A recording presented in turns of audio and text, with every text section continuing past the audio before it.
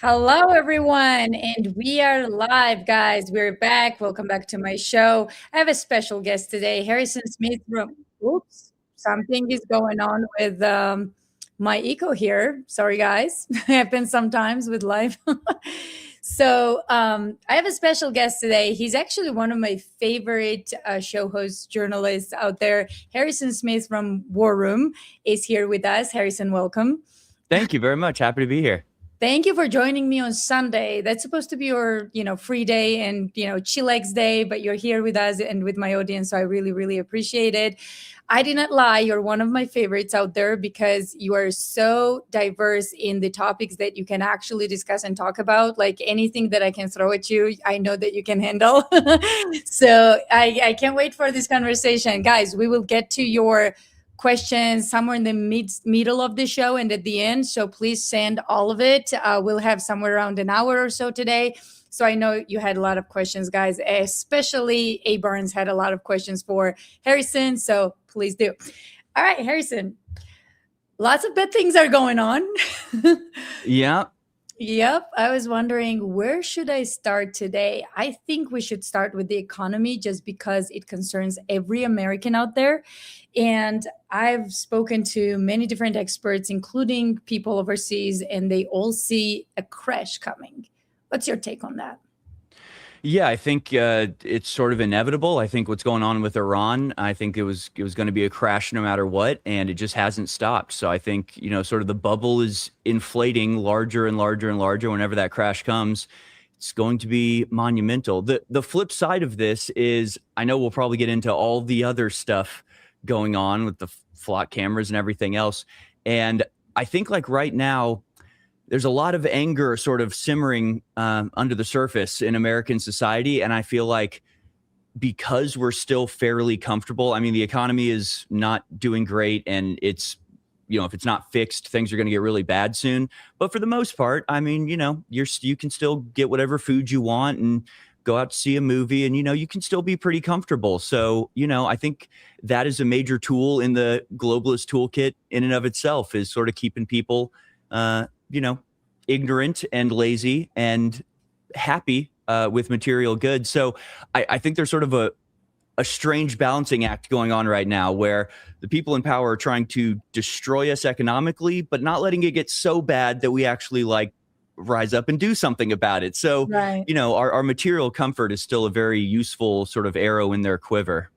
Totally. And they kind of, traumatized American people too with January 6th. It's like you try and uprise against us on any given day, like you're gonna face jail time, right? So Yeah. and this has been going on for the longest time. Like I want to hear your opinion on this. Every time I mention civil disobedience, which by the way, I'm a huge supporter of when your government is tyrannical. This is why it was invented. It's not going and destroying the country. Civil disobedience is very different from like some kind of armed conflict or something like that, right? But when you mention civil disobedience and revolutionary ways, which we so desperately need, oh, no, no, no, don't talk about that. That's terrible. That's violence. You're calling for violence. No, actually, I'm calling for violence to end against people, by maybe peaceful protest, which has not worked for us. So maybe civil disobedience. I don't know. But it's not even against Trump, though. That's the crazy part. It's not even against our government, Harrison. Not fully. Of course it is in a way, but mostly, we don't have a Trump problem. We have an entrenched governmental, bodies that never leave and corporate problem, right? Right. And Trump Yeah. and the Trump problem is that Trump said he would fix that and was sent to Washington, Yes. D.C. to fix that. And instead he's been absorbed by, the Hydra. So, yeah, I mean, civil disobedience, I think is worth discussing. I sort of am a little bit over protesting because protesting, I don't think the people care. I saw this big protest in the Netherlands from the farmers and, but I have trouble even saying this because I like it. I want people to Of go out and course. protest. Hell It's yeah. not, it's like, I don't want to counter signal it, but at the same time, it's kind of like, guys, they're trying to kill you. Like they're trying to destroy your lives, and you're out there like waving signs going, hey, we don't like this. It's like they know you don't like it. That's why they're doing it to you. So it's like, unless the protest, with the farmers, and they've done something like it where it's like, if you're going to park your tractors on the highway and say we're shutting down the economy until our demands are met, okay, now we're talking. Now you might be listened to. But I think we get sort of tricked into thinking protest works because the left wing uses protest to sort of give justification for what they were going to do anyway. And I've seen this a lot. And I think a lot of protests are legitimate. I think a lot of the left's actions are legitimate. I think it sort of undercuts the problem that we face if you claim that, all these leftist protests are just, funded. They don't actually believe it. They're all actors. I don't think that's true. I think a lot of Americans are, very, very active on the left and, go out and attack ICE facilities. I don't really think too many people need to be paid by George Soros for that, despite that being an element. But if you look back a few years, you'd see some University of Berkeley would want to do some measure to limit the activities of white people, whatever it is, whatever ridiculous thing they want to do. And then they'll sort of have a mini protest of people waving signs and point to that and go, well, see, I mean, we got to do this. Our people, obviously want it. And so that gives the impression that the protest brought about changes. But if you look at how it actually came about, the protest was really just sort of a manufacturing consent, give the appearance of popular demand. Absolutely. For something they were going to do anyway. So when you're talking about actually forcing the government to do something or changing the government's mind somehow, I think protest is not the most, it's a good start, but it's not going to actually solve anything. I agree. And it's kind of shameful. I don't know if you know this, but Lufthansa pilots are on strike all the time, okay? And Right. this is a German company. And every single time they go on a strike, they do it so well and organized that they can't find even one pilot to fly the damn plane. And what is the most expensive plane out there? The one on the ground, right? So Right. the one on the ground is the most expensive plane in the possession of any company. So they know that it's almost better to find, like give in and pay them more so that they can continue flying than have all these planes grounded at the airport, right? So this is how people should protest, organized with with their brains like together, like smart way, and we can never do that, Americans. Why do you think that is? Even Germans can do it. The most docile nation out there. Yeah, the Germans and the French, I mean, they almost have striking down to like a science, a very disruptive science, which can be good. The problem is that like the unions in our country are so taken over by socialists, and this is why the economy is the most important thing, and why it's so frustrating to see the way Donald Trump is handling the economy and the statements he makes. The one he just made today that is sort of lit Twitter on fire all day about wanting to help Argentina by buying beef from them and sort of not caring about what's happening to the cattle farmers here.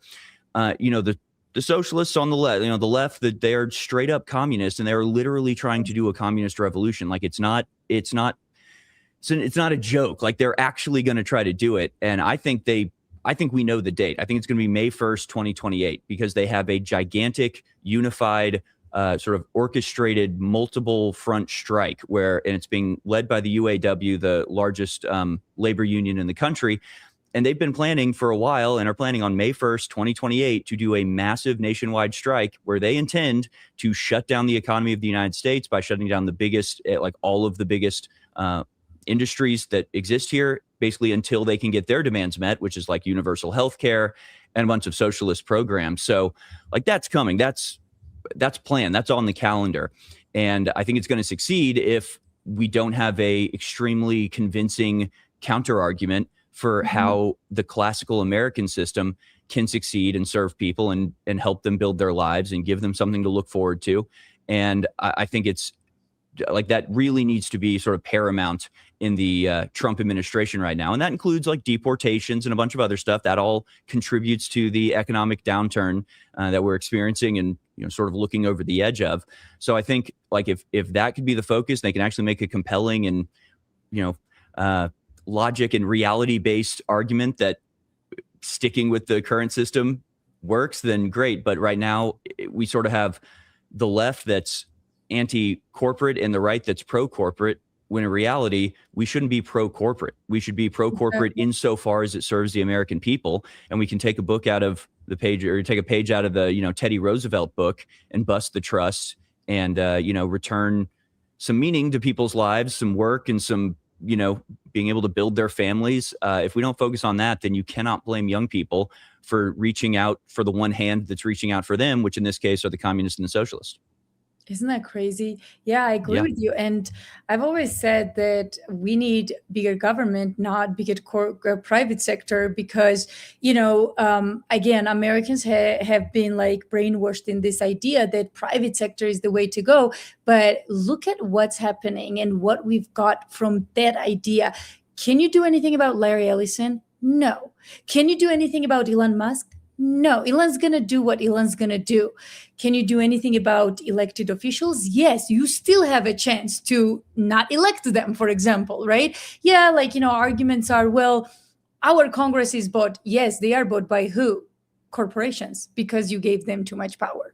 And now people like Thomas Massie cannot fight back, because for years they've been brainwashing America that private sector, it's the way to go. Private sector, wow, yes, sure. Unelected officials, some of which you don't even see on the board, is the way to go. So you don't even see your enemies. and when you talk about Oracle, something like that, I mean, that is for all intents and purposes a government subsidiary, right? I mean, Oracle was created basically for the CIA. I think, I get confused between Palantir and Oracle, but I think both of them basically were, their only customer was the American government. Yeah, super entrenched. So really hard to, it's same thing with NGOs, right? You have non-government organizations, but they're funded entirely by the government. So really all you're doing is it's government in every way that counts, except that it doesn't have the limitations or the strictures of government. So it's funded by the government. It's your taxpayer dollars. It's just not bound by any of the rules the government is bound by. So it's worse in a lot of ways. And yeah, corporations, that's true for a lot of them. And at the end of the day, they're using now private corporations to circumvent the Fourth Amendment or the Fifth Amendment. You can't come and search my computer without a warrant, but if my information is stored on Amazon's cloud and they want to give it over. Yeah. So it's a false dichotomy. I mean, basically my entire life at this point is trying to shatter false dichotomies. And it's like we are imprisoned by false dichotomies. It's Israel or it's Muslims, it's corporate or it's government. And it's like, these are all false dichotomies. You don't have to choose one or the other. And in fact, you kind of can't choose one or the other. They're always going to be intermeshed in some way. So the right thing to do is just make sure that both of these forces, government and private businesses, are both serving the ultimate well-being of the people. I'm not saying for the greater good, not in a communistic way. And the one thing I always point out to this, to sort of illustrate this, is I should have bought it. I saw it at a thrift store at an antique shop, and I took a picture of it. Now I so regret, because I bring it up about once a week. It was a cutout from the Saturday Morning Post from like the 1940s. And the headline said, "The contented workman doesn't go communist," something like that. It's the contented workman. The idea that the person who is well paid for their work and has a nice family and a nice community that they live in, they have no reason to listen to the communist talking points. They actually have incentive to fight against that, because they want to preserve what they have and they want to preserve the life they've built. So like, we understood this in the 40s. For some reason, we've lost it in the last 80 years. We've forgotten it. Absolutely. And fascism, these are two very similar things. It's just, I always say, I don't think communism is happening in America, because I come from ex-communist country and it doesn't seem like it. I think it's fascism what's happening here. But because communism was such a fear during Cold War, and these two regimes are super close with very limited and small differences. Americans see commies everywhere. Right. So, but in reality, if you look at the corporate world, communists don't have these type of corporate world. Fascists do. So we are actually facing fascism, not communism, but we are fed this, stuff as commies or whatever. But yes, I agree with you. Overall, you're right. It's one or the other, and both are terrible. So, right. Yes. Yeah. Well, and I mean, to me, I went back and I did a bunch of research into just like communist revolutions, because I do feel like America sort of like right when I was born in 89, and 90, the wall fell, right? The Berlin Wall Yeah. fell, and the USSR fell. And I feel like we sort of like we won, right? It's like, well, okay, we don't have to defend ourselves against that anymore. And so we sort of stopped caring about it as much, stopped teaching people about civics and why it's important that we have the system that we do. And so, it's just been sort of a 37-year slide into communism. But I feel like Americans have this idea, and maybe you can tell me why, since you come from a formerly communist country, because to me, I see sort of Americans, and they do kind of have this like communism, that'll never happen here. Like, this is America, but it's it like, will. and then you go back, you look, and it's like, okay, there have been, this many attempted communist revolutions throughout time. Half of them succeeded, and the other half only failed because they were confronted militarily. And that includes like Germany in 1918, Spanish Civil War. I mean, to think that it couldn't happen here, I think it's naive, because I see the way they're organizing, Totally. and I've seen the way it's happened in other countries before. And the one element we're missing in America is, I don't think we, like in Germany, for example, in 1918, it was the Free Corps, this sort of battalion of Germans that just sort of marched on the city hall and just took out the communists, just said, no, this isn't happening. And I look around America today and I go, I can't imagine an American army general going, you know what, screw this, we're going to get the communists, and leading the charge. So it's like, I don't even know if we have that element. And I think, like you said, January 6th has sort of poisoned a lot of people's minds in terms of like collective action from the right. And the way I see things going, I think they could sort of, in a piecemeal fashion, sort of take out any resistance and impose this stuff. So I really think, being on guard against it is of the utmost importance. Why do you think it would never happen in America? Why don't you think that communism is the big threat here? No, I think it will happen. Okay. Yeah, definitely, but not communism. Sorry, the fascism will happen, which is again very close to. So I think overall, Americans don't really know what communism was, because they, if I told you like Soviet Union, you would tell me, okay, communists, okay, but Soviet Union was different with every leader, and it was not quite communist with every leader. So Soviet Union, how many leaders of Soviet Union do you know personally? Like, if you could name, like, maybe name 4 of them. Oh my God! Right? Yeah. Well, Stalin, Gorbachev. Hold on. No. Gorbachev was never really communist. Gorbachev was a globalist, and he broke communists. He was the one who broke down the wall. So that doesn't count. So who was the one before him? Yeltsin. Who was the one right before Gorbachev? Yeltsin, not a communist, also a globalist. Okay, but leader of the USSR. That's what you asked. So that's what I'm trying to come up with. We are talking about communists, though. All right. So this is great example. Harrison, this is amazing example of how much Americans don't know communism. Okay. So I say this to like other podcasters, like even in private conversation, I'm like, name 4 leaders in communism. And they're like, oh. And like, oh, okay. So you know why this is happening? So during Cold War, CIA has this huge propaganda machine, and they used it to scare every American into this idea that communists were after them, and communists were completely devastated. They were laughable little puppets. This was the reality. No, seriously, this was the reality. And they were nowhere near this powerful. Like, you should have John Kiriakou on. He'll tell you all about what CIA wrote in the books, and listen to John Stockwell when, they literally wrote bunch of propaganda books. And one of them, I can't remember his name, at the CIA had this brilliant idea, said, guys, we need to mark the ones that we are pushing as propaganda so that we ourselves identify them. And they get confused. No. They said no, Harrison. So like so many publications, books were written about this. In reality, we lived firsthand, right? Like not me personally, I was a kid, but my grandparents, my grandma literally lived during Stalin, right? So there's your one communist leader, although he was not quite there. So I will tell you what happened with communism. So if you're talking about Soviet Union was different under every leader, even during communism. So Trotsky and Lenin is where it starts, right? Lenin was the revolutionary, and Trotsky was his right hand, and there were others. But funny enough, none of the communists were really Russian. Did you know that? Yes. Yeah.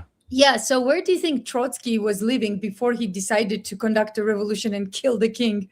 Well, it was Lenin that was sent from Germany, right? Actually Switzerland, but yes, Or he was Switzerland, yeah. also in Germany as well. So he was a Yeah. globalist, well, in a way, he was a globalist, but Well, presented as and they were all in Austria for a while, right, right? right, Yeah. absolutely. But you know what Trotsky was? He was living in a very nice Oh, he luxury was in New apartment York, wasn't in he? New York. Yeah, that's Yes. right. Yeah, yeah, I knew that. Yeah. Yes. So what they did is, communism was brought by the West on Russia. Russia never, Right. it never originated in Russia, right? So I don't want to divert like the audience somewhere else, but I'll give you like a short history.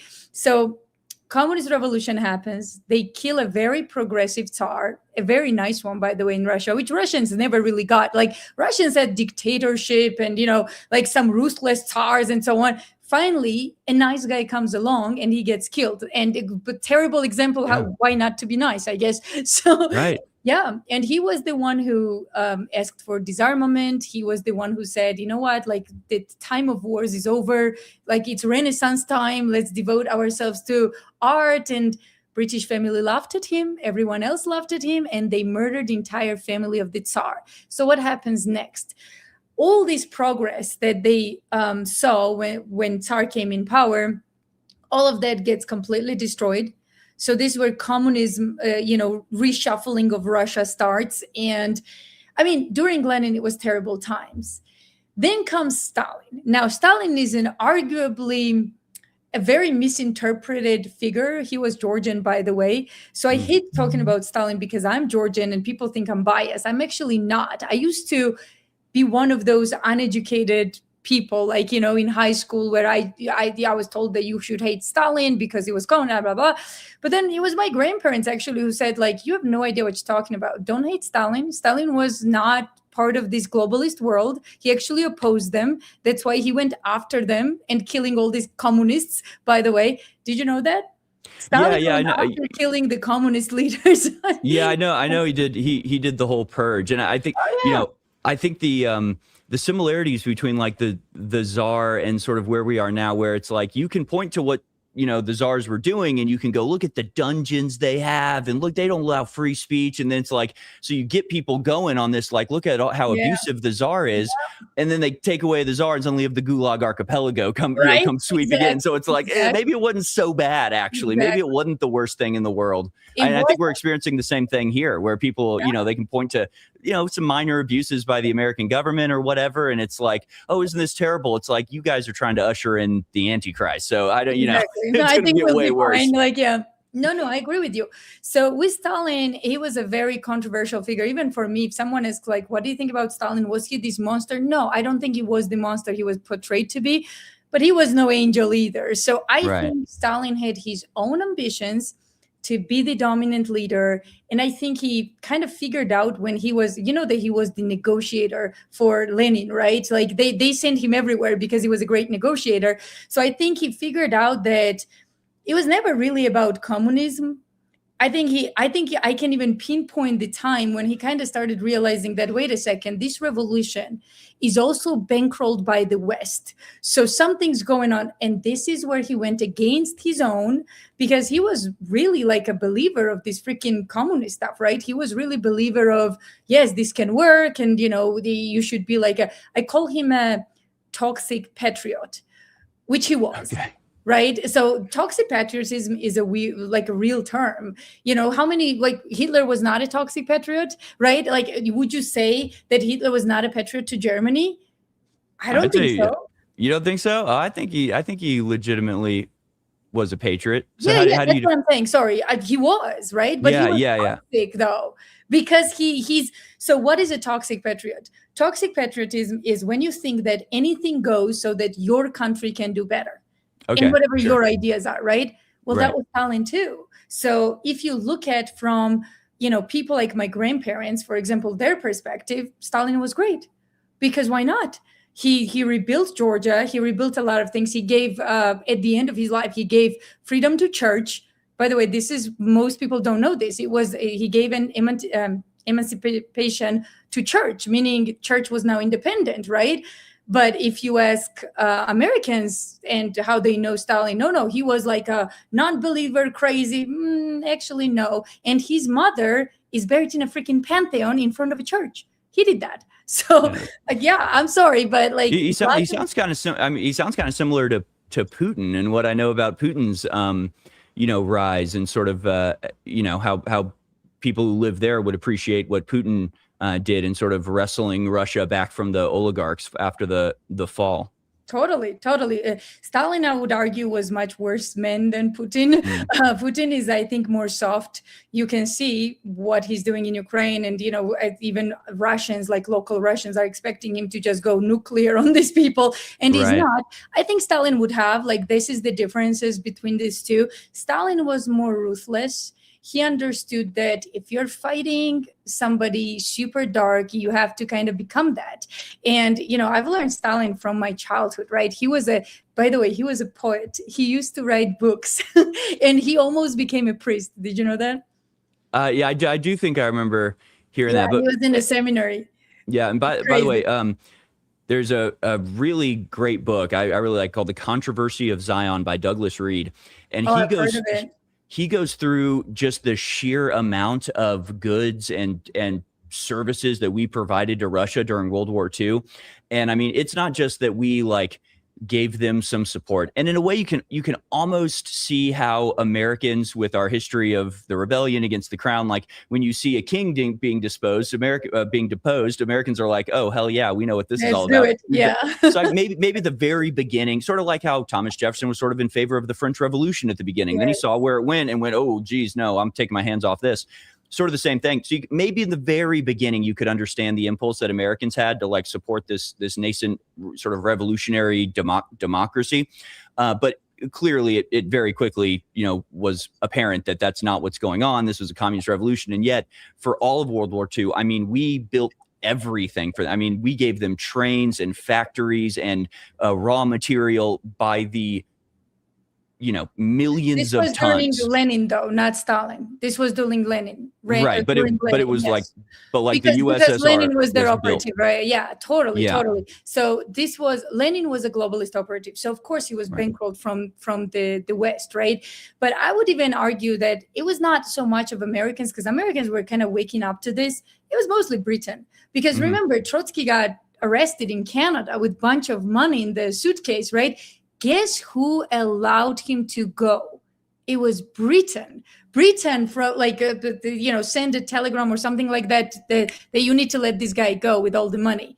So they knew, British spies were everywhere. They were very well, aware what Trotsky was doing in Russia, and which is crazy because Russian Tsar was actually a cousin to royalty in Britain. So they sacrificed their own cousin. These are psychopaths, but they murdered their own wives and children and siblings. So I'm not surprised that they would do that. But yes, it's very interesting history, and history that no one talks about. Stalin is my favorite topic because he's so misunderstood. And I have multiple, I think, Bolshevik Revolution episode on my channel. But yes, Americans don't know communism and they don't understand it. And you will be shocked if I tell you that what we have in the US right now is worse than what my grandparents had. Because look at this. My grandparents, who lived under communism, owned their own houses fully, flat out, no bank. They just owned it. So there's nothing you could have done to take that house away. The land was theirs, the house was theirs, and they owned it, what was it, at the age of 40 or 30 or something like that? Which American can you point out that doesn't pay to the bank at the age of 30? Mortgage. Yeah.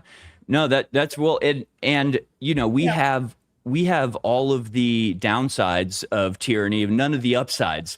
And usually there's a trade-off, right? Usually it's okay, yeah, I'm going to be oppressive. I'm going to you're not going to be able to, publish your anti-government screeds while I'm in charge, but in return, I'm going to get the crime off the street. I'm going to, do this other. And that's what it has to be, right? Because people have to go, okay, well, we'll go along with it. As long as they're getting my enemies, that's fine. Now we have all the tyranny. There's just no benefit whatsoever. So I can totally hear that argument. At least, as bad as the communists were, they didn't replace their entire population. At least Russia still existed at the end of it. The Western countries are not going to exist at the end of liberalism if it keeps going the way it goes.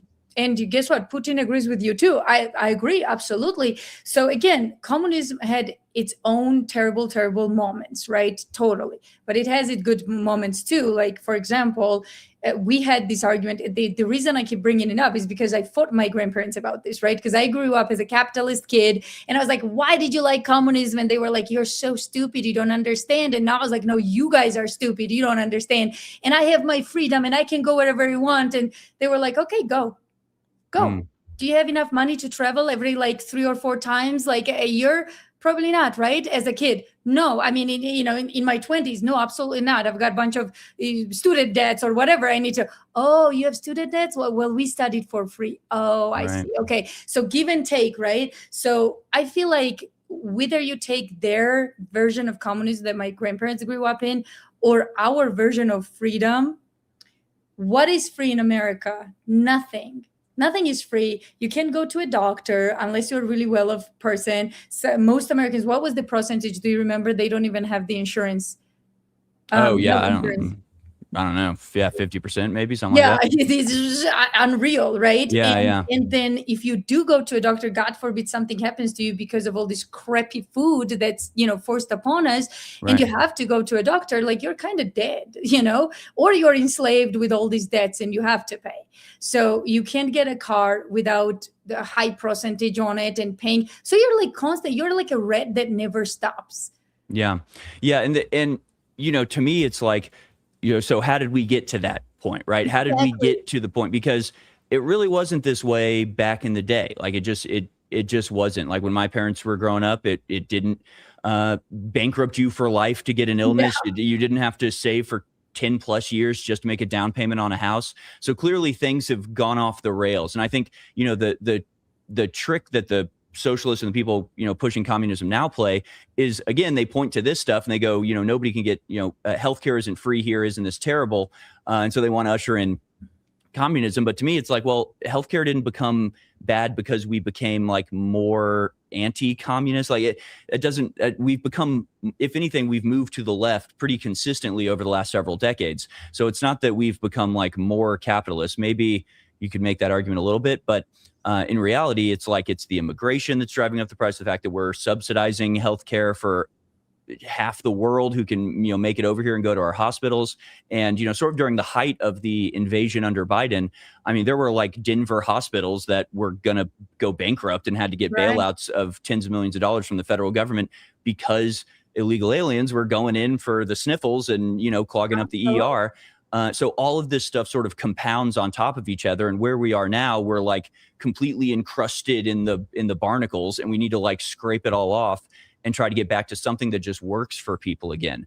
The danger I think is, pointing at what we have now and go, we need communism, we need socialism, we need to wipe everything off the board. No, I agree, absolutely. Yeah. But why can't we have the good parts of communism and why can't we have the good parts of capitalism? Because I would argue that's like the best model. I don't like ruthless capitalism. This is what got us here because some people made too much money, and usually psychopaths, you can't eliminate them unless you go Hitler on them and test everyone for genes and say, oh, you have psychopathic genes, you can't have kids, and just you eliminate them. Unless you do that, you have to live with them. And if you do live with them, then you have to be very cautious in the culture that every corporate culture will tell you who advances the first in corporate world. Psychopaths and socialists, right? So whether you like it or not, that's happening. Well, what does advancement mean? Like they are CEOs of the company, 10 million a year. Well, that guy will always fight you, Harrison, on everything and win. Because he has ability, money, and connections. You don't. So now you're putting, through capitalism, all the psychopaths up top, which we see the example. I mean, I can name so many just out of, back of my head. Like I just like all of them. So, okay, how do we fight this is the question. So quite full-blown, like capitalism is not the way to go either. Maybe you need regulations on capitalism. And that's where we come in. That's the answer. When we say, you cannot lobby our politicians, period. Yeah. Right? So let's start from there because all these people with money come in, buy politicians, and that's where everything starts. Okay. Yep. Oh, and Thomas Massey is a great example. I mean, the dude won even when Trump went against him last time, he still won Yeah. 80% of the electorate. So it wasn't until the big APAC money came in and just flooded the zone with, AI advertising and fake polls and just dominating Fox News. And you capture that brainwashed boomer, populace, and you can oust a very popular. So yeah, I think money in politics is obviously a gigantic issue that we have to try to confront. And again, I think the false dichotomy says if you want any regulations, you're a dirty communist, you're AOC. So true. We have to let capitalists do whatever. And that's why I'm always just like I want Teddy Roosevelt, I want Andrew Jackson, I want to destroy the banks, and I want to bust up the trust, bust up the monopolies, and return power to the average person and actually rebuild the middle class, which has basically been hollowed out at this point. Again, I think that the danger again is people going, oh, if you're not capitalist, then you must be a communist. I think we can reject both of these things. Like you said, Exactly. we can, there's no reason why we can't have the best of both worlds. The only problem with that is that power does build upon itself, right? And if you give Totally. power over to the government to do something, I don't trust the government as it exists now. Like TikTok, right? TikTok, I think, is a great example because people blame China for like feeding terrible things to our children, right? If you're a kid in China, you open up TikTok and it's showing you science experiments and history, right? As a kid, you open up TikTok in America, it's just horrible stuff that I don't even want to mention, right? The thing is, that's because China's government controls TikTok's algorithm and our government doesn't. So the algorithm just gives you what you want. So if our people we're liking and looking at science videos and, nature videos, then that's what they would be fed. Well, So now Zionists control it because they bought it, and now you Well, can't yes, even- that's- yeah, you say you don't have to finish it and you're done, right? So Yeah. absolutely, I agree. Yeah. And that's a big part. And so that's the thing is I'm like, okay, if people are just making bad choices, how do you stop them from doing that? If parents are choosing to give their kids TikTok and let the kids look at whatever they want, and the kids are looking at bad stuff, how do you, intercede in that without the government actually dictating it from on high? And if that's the case, do I want our current government doing that? Then every kid's TikTok feed would be filled with nothing but transgender stuff and horrible stuff. So it's like, I definitely don't want our current government taking over the algorithm. So kind of damned if we do, damned if we don't. Isn't that crazy? Yeah, no, I agree with you absolutely. And that starts with, again, I always say media. And media, I mean also entertainment. I mean, it starts with freaking Netflix. Like these kids are obsessed with it, and Amazon and all this stuff. And I don't know if you watched lately, like movies of any kind. Like I can't watch them anymore because I know what's going to happen. Someone's going to be a lesbian, someone's going to be a transy, someone's going to be like, it's constantly in your face. Yeah. It's yeah. And that in and of itself, right? ESG scores, DEI. This is a just obvious and blatant betrayal of just like the basic morals of capitalism, right? That you're supposed to give people what they want. You don't think it'd be more successful if they just made good movies with handsome people and straight relationships? Of course they'd make more money, but DEI and ESG comes in and says, basically, we'll make up for it and then some, right? Sure, Target probably doesn't have a gigantic, customer supply for transgender bathing suits for kids, right? But they put them out there in the front of the store because while they may lose a couple $1 million on that, their ESG score goes higher. Suddenly they get $1 billion worth of investment. So they're actually sacrificing market cap that they could have, serving their customers and actually giving them what they want. They give them something they don't want, but they get even more money at the end of it because of the ESG scores, DEI. So again, when you're talking about capitalism, it's like strictly like actual capitalism. All these movie houses would be out of business because they make crappy entertainment. You'd have to actually make something people want to watch. Look what happened with the Ariel, right? Disney's Ariel. It flopped. Every single time these idiots try to put something out there and like shove it down our throats in the US, we said no. Even the kids were like, wait a second, Ariel is not black. No. Like, why can't you make up a black princess? Why can't you make up a black prince? Why do you have to change the color of the ones you already have? Like, are you that stupid and creativity is gone out of like Hollywood completely? Where is your creativity?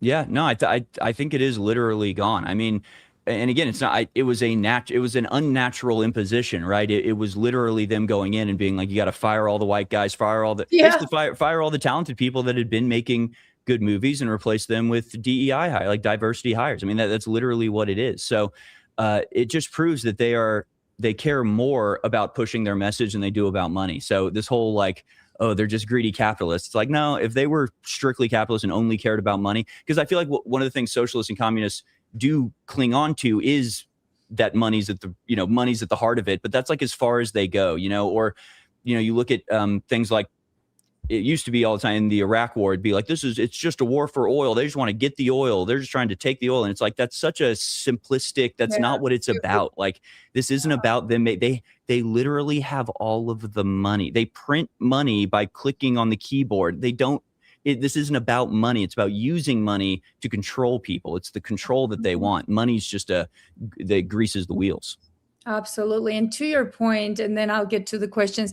You asked me like how much of communism or fascism, and I keep saying fascist because again, corporate world did not exist with communists. Corporate world with all the downside of communists exists in fascism. So like, where are we with this? It's already here. Like I'll tell you, I always say my example. So I moved from ex-Soviet country of Georgia to the United States long ago, many years ago. And even then, I was like, wait a second. I have to, like, there's an HOA that dictates what I do on my balcony. Wait a second. It's my balcony. It's my house. I can do whatever the heck I want. No, you can't. Wait a second. Bank dictates this. Like, this was unreal. Even during the communist times, like, if something was yours, you could, excuse my language, shit on it, and no one would do anything because it's yours. Right. So like these small, like little steps that Americans were fed over time that, no, you can't protest this. No, you can't. It's just how it is. Now we have, apartments. If you go and you want to rent an apartment as like a 20-year-old or something, guess what? It's not good enough that they have business of you as a person. Like, you are a consumer, right? It's not good enough. You have to pay a moving fee. Like, what? Move-in fee? What? You should be kissing my ass to move here versus all the other places. I have to pay you a fee to move in, and moving fee would be like $500 or something. What? Yeah. No, we're getting nickel and dimed all over the place. And and it is a squeeze. And that's sort of what I see as I look at like the bird's eye view of everything. It's just this constant constricting of like certainly the middle class and people's ability to do things, which again is a very effective sort of incremental strategy that they're pursuing, which means that like people are never going to just like lose everything in a single day. It's just like, well, we'll take the slightly less extravagant vacation, and okay, we'll get the slightly smaller house, but just everything is just like being squeezed in that direction.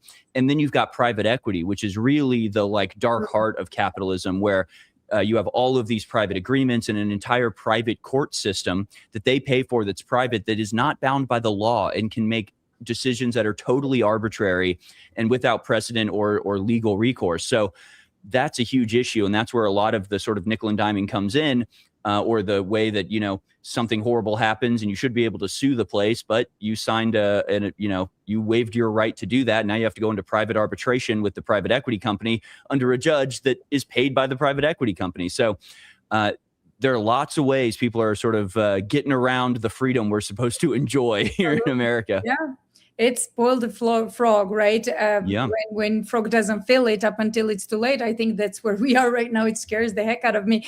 Yeah, it's very sad. And, then there are these like globalist Americans who are saying, well, name one country that has been better than us. Well, I can name many now, but I can name something like, for example, why don't we look at America just a few years ago? Exactly.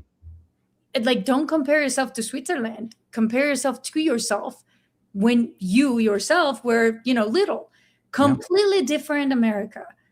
And worse. It's worse now. Yeah, it's much worse now. Totally. And, and that, that again is a part of the PSYOP is, like one of my favorite memes to bring up, because I think it's so wrong, but it's so illustrative of like what's being pushed on us is it's that classic image of the 1950s family, and they're grilling and smiling, but under it is labeled, it's like, the husband is like, I beat my wife, and the wife is like, I'm on a bunch of pills, and Yeah. it's like, and it's so they have to try to tell you that your past was an illusion, that it wasn't like that. It wasn't nice, and it wasn't a Norman Rockwell painting. It was actually miserable, and everybody was just hiding it, which actually makes it worse because they weren't honest. And it's like they have to try to destroy and distort your past so that you can't look to it for a vision of your future. Exactly. No, I agree. So don't have anything to compare it to. And they I agree. They paint this, well, they are trying to erase history fully. I mean, I hear more and more about the Second World War, how, they are diminishing Soviet Union's accomplishment, which was entire war. Even Britain was like, well, let Stalin do all the groundwork in there. 27 million died. And now they're like, oh yeah, Europe won the war, or America won. What?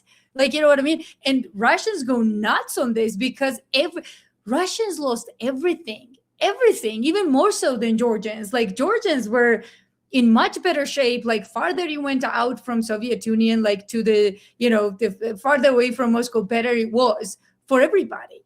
So Right. like, it's crazy how they are literally single-handedly erasing the good history of the United States. By the way, they are erasing Andrew Jackson. I watch like all these historical debates and stuff, and they portray him as this dumb, stupid, like, I'm like, whoa, Andrew Jackson was one of the best figures fighting against the banks, and he was succeeding in it. And all these good guys are erased, like they diminish Kennedy to his affairs, and all the bad guys somehow become heroes. This is crazy. We really need to be very attentive to what is happening to our history, because our future generations will learn all this bullshit instead of the real truth, and they will have no comparisons, to your point. Yeah. Right? Yeah. And people need just to become more defensive about this stuff. And I remember back in the day, I think it was when I first started working at InfoWars. So I think it was like 2017 or something, but I was still on Facebook. That didn't last much longer, but it was when Trump said that, these people are tearing down our statues. Sure. They say they're tearing down him because he's a slaveholder, but Thomas Jefferson and George Washington, are they going to want to tear them down next? And I remember on Facebook, there was this big conversation of him, oh, Trump is fear-mongering, he's just being a racist and blah, blah. I remember getting an argument going, no, they're definitely working their way towards George Washington and Thomas Jefferson. That's absolutely like what's going to happen. And then somebody responded to me like, hell yeah, we're going to go after them next. And it was like, do you see that this is where it's going? So, it's that type of stuff where it's like, you don't have to actually wait for them to tear down the Thomas Jefferson statue. You can actually see where things are going and intercede early on and go, we know where this is going. Shut up. We're not going to go with your whole, oh, but he was a slave owner, so it's okay. Because we know everything is incremental. Nothing starts at the top, obviously. So you've got to be able to recognize that stuff, project into the future, go, I know where this is going. I'm stopping you right here. It's not that hard, I don't think. You're absolutely right. Let me get to the comments real quick. We have a new member. Welcome. Renee, my girl, sending love and support to you, Elizabeth, and big thanks for your hard work. Well, thank you so much. A Burns, COVID taught us successful path of resistance with the anti-mask policy. It's amazing the anti-vaxxers didn't win the protest, though. mRNA everywhere. The easiest path for resistance is winning media. I agree. What do you say, Harrison? This was for you. Yeah. It's I think COVID was in a lot of ways, it was a failed test by the globalists. In a lot of ways, they did not get what they wanted for a bunch of different reasons. They didn't go as far in America as they did in other places like Australia, in part because Americans would not put up with it. So that, COVID really was a great example of sort of American resistance, even if it wasn't like even if you had like, the Black Lives Matter riots during that time and you didn't have anything equivalent from the, anti-mask side of things, there was still just sort of a consistent lack of going along, lack of I don't know what the term would be. Like lack of docile, individuals who just went with it. It was enough people just said, no, I'm not doing that. And if you try to make me, it's going to be a problem. There should have been more. I wish there had been more pushback. And I wish now that we could actually have a conversation about this and get through to people, because clearly we were right about everything. I mean, obviously we were right about absolutely everything. However, people sort of can put that to the back of their mind by saying, well, at the time we didn't know. Well, at the time, we were better safe than sorry. We had to do it. But now we have like Fauci's diary. So if you say, well, we had to lock down because, hey, best case scenario, we lock down and the economy crashes, sure, but at least 100 million people don't die. Worst case scenario, we don't know how bad this virus is. We don't know if half the people who get it are going to die. So we got to shut down the economy because the worst case scenario would literally kill all of us. But now you can go and read and you can see they knew it wasn't deadly. And we knew it wasn't deadly, which is why we were against the lockdown in the first place. We could see where it was going. So it's like that type of stuff. I wish we could sort of force the other side to sit down and go, you do realize that we were right and that here's the reason we were right, because we knew they were lying, because this was an attack. It's like we can't get them to acknowledge that, which is bizarre because like I never fell for Fauci's lies. They did. They had, they ruined their lives on the basis of what this guy said, and it was all a lie. Why are they not more angry? I really don't get that. I think, I don't know, it's like a mental thing. I think they just don't want to recognize that all this bullshit was for nothing. Some of them lost freaking businesses. How do you cope with that? I think it's just, short-sighted people and, small minds who, I don't want to call everyone this, because this is a big number of people, small minds, but I mean, what else can you call them? They are still adamant that COVID shots were the way to go. What was it, 115 times? That's the 115 thing. times he plead the fifth.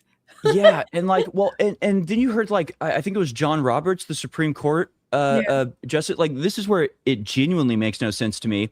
Or I think Fauci himself. That was one of the things that was revealed, was that like he had a major side effect because of the vaccine. And I'm sitting here thinking, wait, he actually took the vaccine? Like, because, okay, I can sort of understand it if you're just like an evil dude and you're just pushing this on everybody else. But then the fact that they themselves take it, it's like, what is going on here? John Roberts, the Supreme Court justice, like got a vaccine, almost died from it, and then got another one. So it's like, well, what the hell?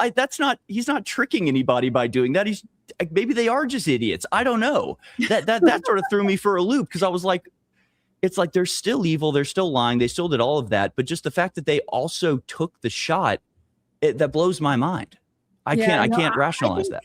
I think Tucker said it the best. Like, when he watched this deposition with Fauci, right? He said, I don't see some type of evil genius here. He said something like, I see a very scared old man. Right. They just loved this limelight, and, he's just very narcissistic. I believe that. I don't think he's this genius of some sort. You cannot be. So if you're like conspiring some crazy conspiracy that you want to depopulate half of the earth, you're not up at 2 a.m. emailing your equivalent in freaking Britain. We are in serious trouble. If you're in serious trouble, get on Signal or something like that. Not even Signal, like even something more secure. So I think he's also part of the puppet world, right? He has to be.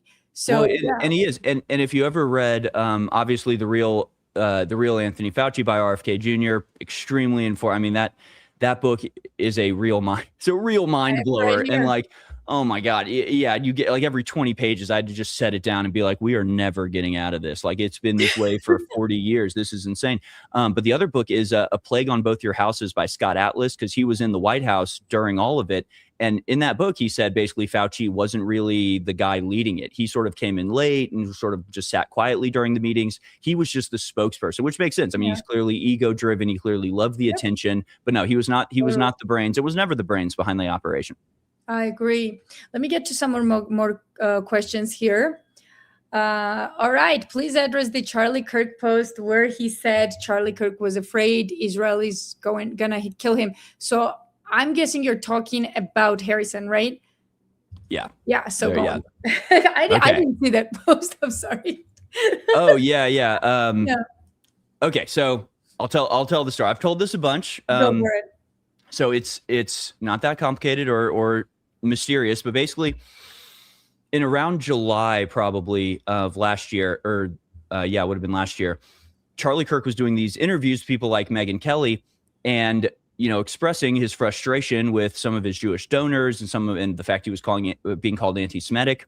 And so I noticed that he seemed very fearful in these interviews. And so I did a segment on my show where I basically played his interview with Megyn Kelly and was appealing to Charlie Kirk, going, dude, you got to break free. You can't be scared by these people. You can't be under threat of these people. You are actually the star. It says you're the golem, right? You're the guy. I mean, they may have created you, but you are the dude. Now you rule. You're the king they put in the power. So be the king. Be the king. You're the guy, man. They may have built you, but they can't tear you down at this point. You are big enough to step out of their shadow and say what's true. So just be truthful, be brave. And so I made this appeal. And so that was like on like a Friday. And then that weekend I was at Ron Paul's 90th birthday party, and I was talking to a friend, and we started bringing up Charlie Kirk and the Zionist stuff. And I said, and I just mentioned that, I said, I think he seems scared to me. Now the whole time I'm thinking he's scared they're going to take the money away. He's scared they're going to take the power away. He's scared that they're going to, withdraw support. And then my friend says to me, well, I talked to Charlie Kirk, and he said that he's scared that Israel is going to kill him if he turns against him. And I was like, whoa, that's way more intense than I was thinking. I could tell he was scared. I could tell he was struggling with this. I had no idea that he was afraid they were going to kill him. And so then Ian Carroll posted something, and it brought that to mind. And I thought, I'm just gonna tweet this out. I'm just gonna say this. And so I tweeted out, I'm not gonna say who, but somebody told me Charlie Kirk was afraid the Israelis would kill him if he turned against Israel. And so that became a very appropriate piece of evidence, because people go, oh, you have no evidence that Israel killed him, and it's like, well, I posted that before he was killed. Obviously I had no foreknowledge that he was going to be killed. How could I? Honestly, it's just like a crazy, I don't know, coincidence or what, that it actually happened. But, if a woman dies and you find that she had written a letter saying, I'm afraid my husband's going to kill me, it doesn't mean the husband killed her. That's not absolute proof of, who did it, but it's a good place to start. 80% it is, right? He said it, by the way, similar situation with Princess Diana. She wrote a letter. My husband, she actually wrote it. My husband is planning a car accident. I'm like, guys, she said everything. What is going on with you? And it's still an accident. So that's again, it's like, it's not proof that they did it, but it's like, that's a good place to start. And that is valid evidence. You need more evidence on top of it, but when you compile the evidence, that should be there. That that's what he thought. That's what he was saying. And so then, after Candace was talking about it, and I talked to Candace, and it was real. No one ever asked me. No one from the government ever came to me and said, who told you that? Who knew that? But I ended up telling Candace who it was that told me, and the person that told me was like, he was like surprised when I asked him. I was like, can I say? And he was like, oh, Candace knows who I am. So it was like kind of confusing. But then Max Blumenthal had another source that said the same thing. So his source, that he wrote an article basically saying the same thing, where one of Charlie's big donors had expressed to him concern that Israel would try to kill him. And I know for a fact that was not my source. So clearly Charlie was telling this to more people than just one, to a lot of people. I just happened to be the only one that went public with it. You know what pisses me off, Harrison? You probably watched Andrew Wilson come out and present a text message how Charlie was afraid that left would kill him. I don't believe for a freaking second that Charlie was afraid of that. And Candace even said, send us that so we can authenticate, whether this is true or not. These people have lied. I don't have to believe Candace or anyone out there. These people have lied about me countless times. So I've got firsthand experience. So Erica Carr can sit there all day and try to tell us that everything is true, everything, I don't believe you. I don't believe your crew. I know exactly who they are. They concoct bunch of lies about me, everyone else, you, Alex Jones, everybody. So I'm sorry if we don't believe your bullshit. Okay. So it's crazy that I didn't know that there was another source involved. So now you're talking about two sources saying that Charlie was afraid for his life. Yeah, at least two. I think there are probably at least three people that have, including the person that told me, but other people have come out publicly saying it. I wouldn't be surprised if Charlie thought the left would kill him. That was my first thought too, because remember, this was also in the aftermath of Irina Zarutska. That was the biggest story at the time when Charlie was killed. So that's where my mind went first, was a Palestinian extremist, because Charlie was so sort of outwardly pro-Zionist. my first two top suspects, just as soon as it happened, was like the left killed him or like Palestinians killed him. It wasn't until somebody else retweeted my tweet that I was like, oh wait, Israel. And then I started thinking about it. Yeah. And it was like, okay, actually that makes a lot more sense. But I wouldn't be surprised if Charlie had texted like, hey, the left is trying to kill me. I think they probably were too. I think there are elements of that as well, but it's just not particularly compelling to me because we have all of the people saying that he thought Israel would kill him, and we have the history of Israel is left too. Like, why people never see that? It's crazy to me. Like, again, I constantly talk about this. What is left? Who these transgender organizations go to at the end? Who do you think is behind it? Oh, that's right, it's Israel. Like, well, yeah, there is that. Name? Yeah. How many do you want to name? So transgenders, this weird gay with the gay thing that they can't figure out, like said, like non identification of something or whatever, or furies or whatever. Furries, where do you think that leads when you follow that trail? It leads to where? Zionists. So I'm sorry, but Zionists are on both sides. So they are on the left and on the right. So yes, in a way, left did kill Charlie. In a way, if you count that Israel is one of the biggest globalist organizations, not a country anymore, it's a freaking organization. Just like, when you look at Ukraine nowadays, Ukraine is completely on that train. So yeah, in a way, both are right, because Israel, in my opinion, did kill Charlie Kirk, and so did the side of the left that sides with Israel. Yeah, and there's a couple pieces of this is all kind of nuanced, right? So so like one thing that has never really sat right with me is that Candace showed these text messages about Charlie Kirk, I'm leaving the Israeli cause, all this stuff. And it was Andrew Colvett who said, hey, those were my text messages. He confirmed that they existed, right? Because they were his. But I mean, that to me sort of puts a wrinkle in it, because does that mean that Andrew Colvett also thought that Israel might have had a hand in it if he's the one providing those text messages to the authorities, which I think is what he said, in which case, that makes, I'm like, okay, if he was the one sending those things, because if the authorities are going, hey, send us anything you have, anybody that would want to hurt Charlie, what do you think? And he sends in, hey, here's some stuff where Charlie was talking about Israel badly. Then Madry Colvett, at least in the beginning, was like, I better send this in just in case. And then maybe sitting there thinking, hey, maybe Israel just killed my boss, and now they know that I suspect them, and maybe, I'm going to be next on the docket. But how these things fit in together is a little bit swirly for me. I don't know exactly where people are coming from or why Andrew Colvett would send those text messages in to the investigation. That stuff gets a little confusing. I have completely different ideas on Andrew Colvett. I don't like the guy. I think he's lying. I think it was all intentional, the sending messages to Candace. But if we dive into this, we will go for an hour, because I have so much to say about Andrew Colvett. I don't think that Andrew Colvett was genuine with Charlie even for a second. If anyone, in my opinion, betrayed Charlie in that organization, it was not like some idiot Blake Neff or, who cannot even communicate normally. I don't think these people even have the power of any kind, right? Like these nobodies that ruined Charlie Kirk's show right now, that are sitting there and getting 30 people watching them or something, no one else. Like, they took Charlie's name and show and ruined it. Okay. So I don't think they had any power, but Andrew Colvett is an exception. I think this guy was lying to Charlie from the get-go. Andrew can jump up and down and scream and call me whatever he wants. I don't care. I think he was completely almost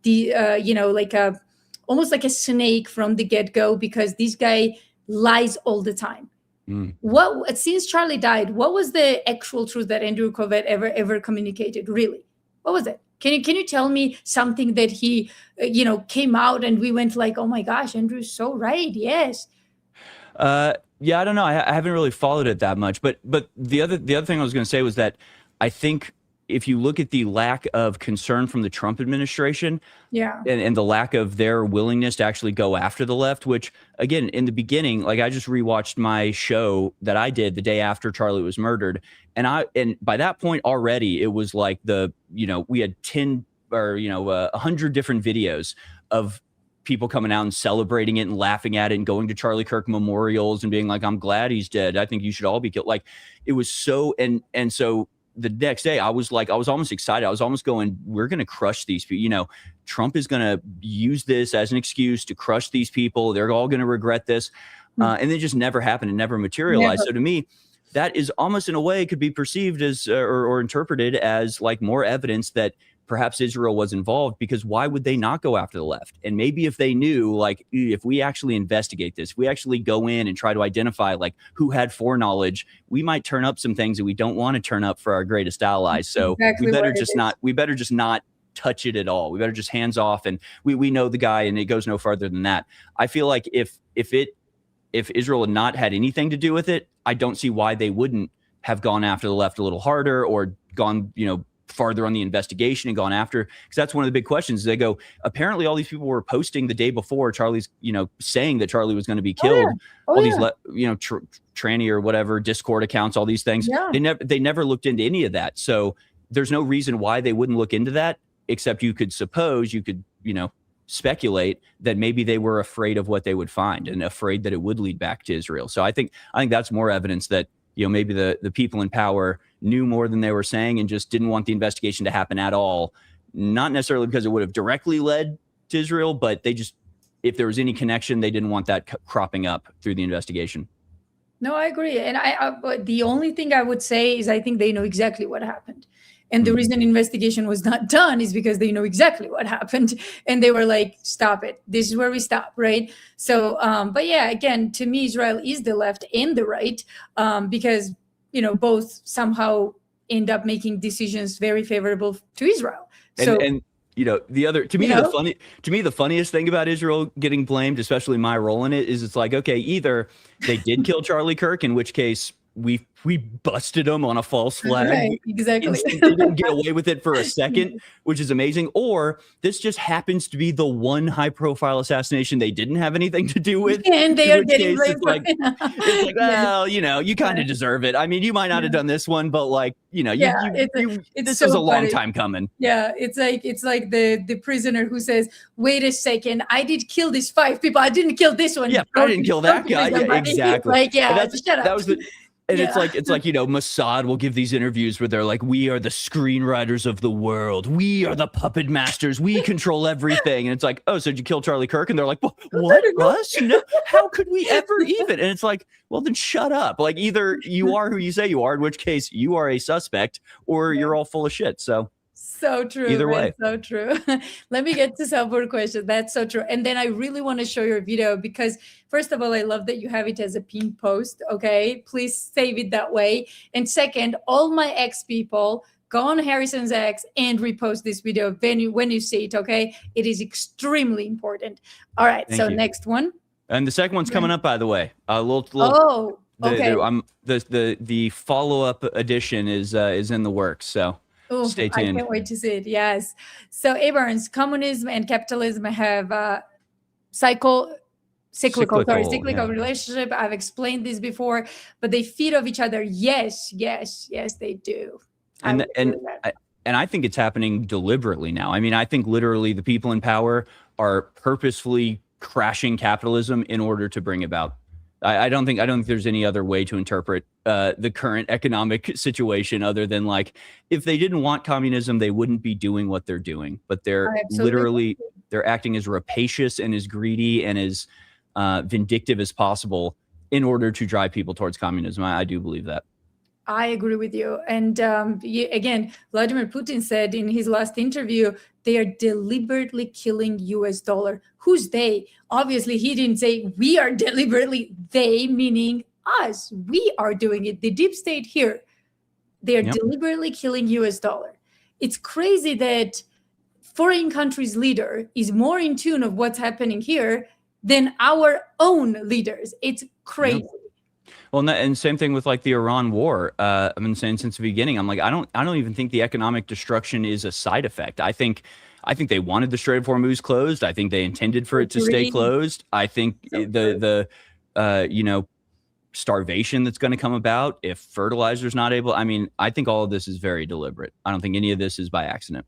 Absolutely. So, guys, who the people who are watching, cancel all your stupid like extra Netflix subscriptions. First of all, your best investment is information. So, watching Harrison, me, independent journalist Tucker Carlson, whoever you like, but independent people, that will be your best investment. Number one, but take care of everything else. Cancel it now. Save your money because what's coming with food and oil, it's going to be unprecedented in this country. That's a promise. Like, this is me talking to so many economists. I'm not one of them, but I hear them and it's scary. So take that in consideration. Granny loves Jesus. We do too. So thank you so much. Waltz was a Mason 33rd degree in Disneyland. Don't do any Disney. As a kid, I liked Alice in Wonderland. Rewatching it now, Caterpillar smoking in a kid movie. So I never liked that. I don't think I ever watched Alice in Wonderland fully. That cartoon freaked me out as a kid. That's So a weird what one. about you? Yeah, I don't know if I've ever watched that one either. But basically anything like Mulan and earlier, Loved Mulan. I'm fine with. And Yes. that's it. And it sucks with the modern media landscape because I don't want I want my kids to be able to like interact with kids around them. Unfortunately, all the kids around them are watching K-pop Demon Hunters and just like horrible stuff. So that kind of sucks. But and so it's kind of a struggle. I have three kids and my oldest is 5.5, and it's like I'm like, I hope I'm not like stunting them, but my strategy's been so far like if I grew up with it, it must be okay. I turned out okay. Yeah. So as if it was something I was watching, if it was Teenage Mutant Ninja Turtles, then and that's what I watched, like, okay, you can watch whatever I watched because at least it's not powerful enough to destroy me. So but You're it's very hard. smart to do that. You're very smart to do that. I don't think I'm gonna allow my kid all this new stuff. I don't think he's gonna have access to that. I think he's gonna grow up with what you and I grew up with for sure. Because very different now. Eric and Rusty, thank you so much. They literally changed the definition of words to push narratives. Yes, they do. Yes, they do. All the time. Like and they do more than that. It's like when AOC, and I can't remember what the contention was, but it was like Marco Rubio said that cowboy culture came from Spain, and AOC was like, no, it wasn't. And then they actually changed the Wikipedia article because previously it had said that vaquero culture came from Spain. And then they went in and stripped that out so that AOC could seem right if you went to Wikipedia to check. What brought it up? That's such a weird thing. Cowboy culture came from Spain. What do you remember what brought it up at all? I can't remember why Rubio brought it up for some reason, but it is true. It's the vaqueros in Spain. And, it's like, that's fine. Yeah, that is where it came from. And I can't remember what the exact, because it seems to me like AOC would be the one to want to be like, no, this isn't American. This was right. So I don't remember. I don't remember who was on what side. All I remember is that Wikipedia literally changed its article in order to comport with what AOC said, even though it had previously contradicted her. And Webster Dictionary did the same thing, where a girl was losing an argument because the definition of racism was actually the definition of racism. And so she called Webster's Dictionary, and they changed the definition of racism so she could win the argument. It's like, this is Orwellian. This is insane. So yes, Eric and Rusty, you guys are right. They are. And this is Orwellian. I agree.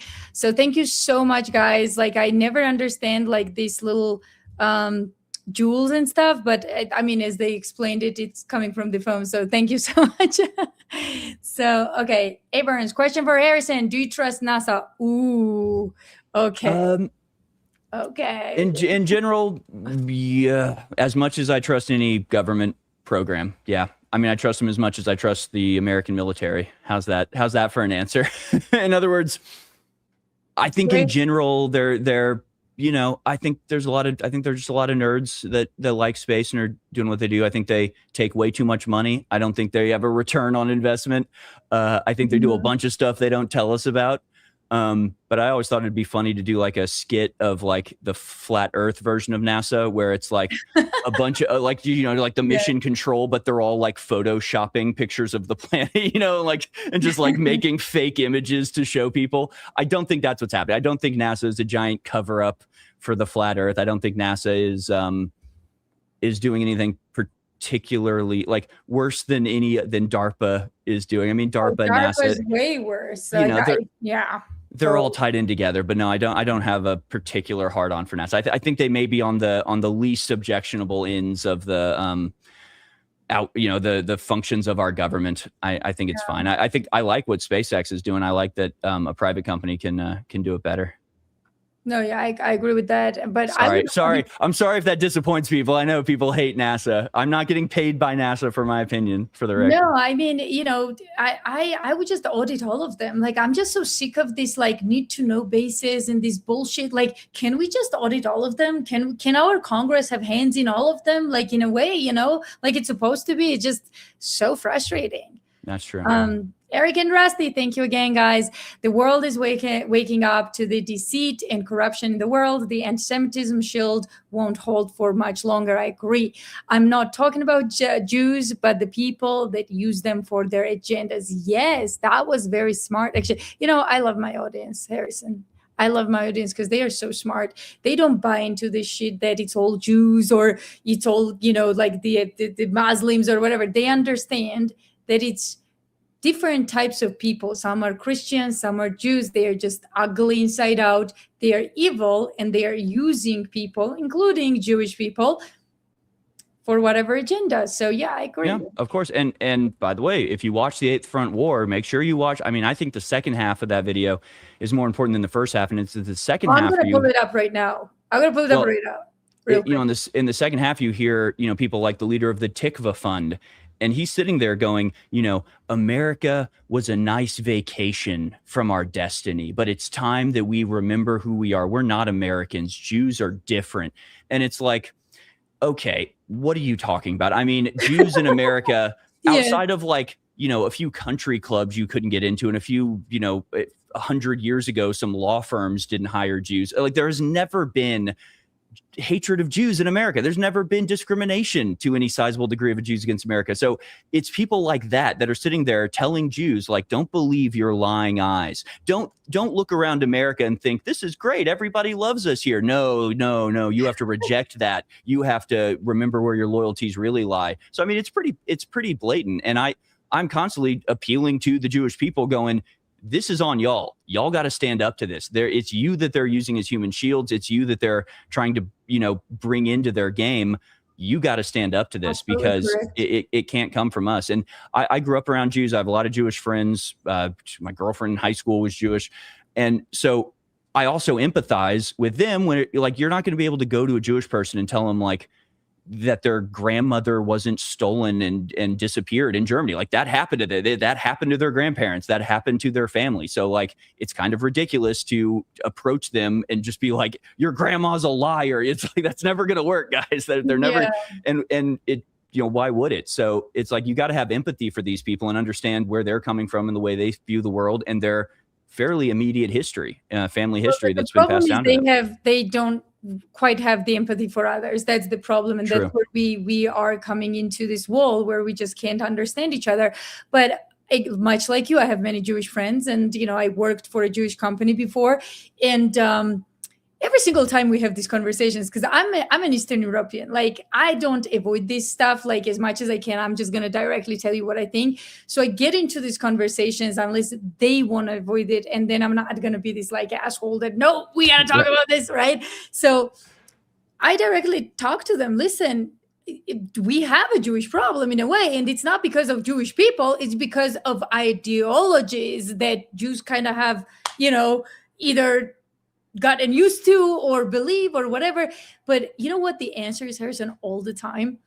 It's almost like they live on a different island. They're like, no, you are killing us. We are in minority. You all are killing us, and we've been kicked out of every country and killed. I was like, whoa, stop right there. Okay, so you sound like a guy who is left by every woman, and it's the women. No, why have you been kicked out of every country?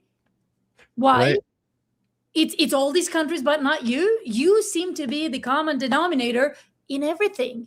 And that, yeah, in a weird way, that's like what really doesn't make any sense. And again, and my whole thing is like, everything I say anywhere, I'll say directly to my Jewish friends who I love, and I'll say it directly and just be like, The same. guys, you know this is messed up, right? Like, you see what's going on here. Like, what are they going to say? No? Like, of course they have to. It's like all of this is kind of obvious.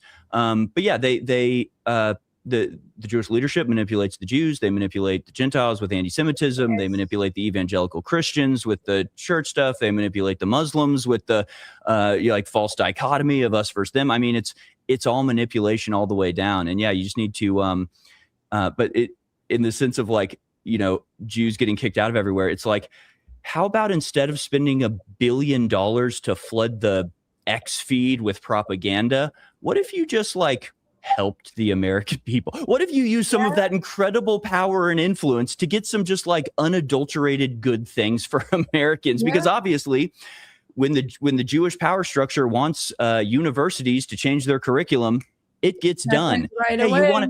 You want to help out some other people, white people have been like discriminated continuously for decades. Maybe like we could have some solidarity in this, but it never happened. So it's like, I don't know what you expect. You cannot propagandize people into loving you. You could just, and it's the same conversation that's happening now with big tech. I love that. I can't remember who tweeted it out, Cernovich or somebody, who's basically just saying like, even the 80 IQ, like a cartel boss in Mexico knows you got to build a soccer field for the town. It's like even they can figure out like you need to have some benefit. You need to be a Robin Hood figure for the people in the town. But it's like big tech and the Jewish Israeli elite.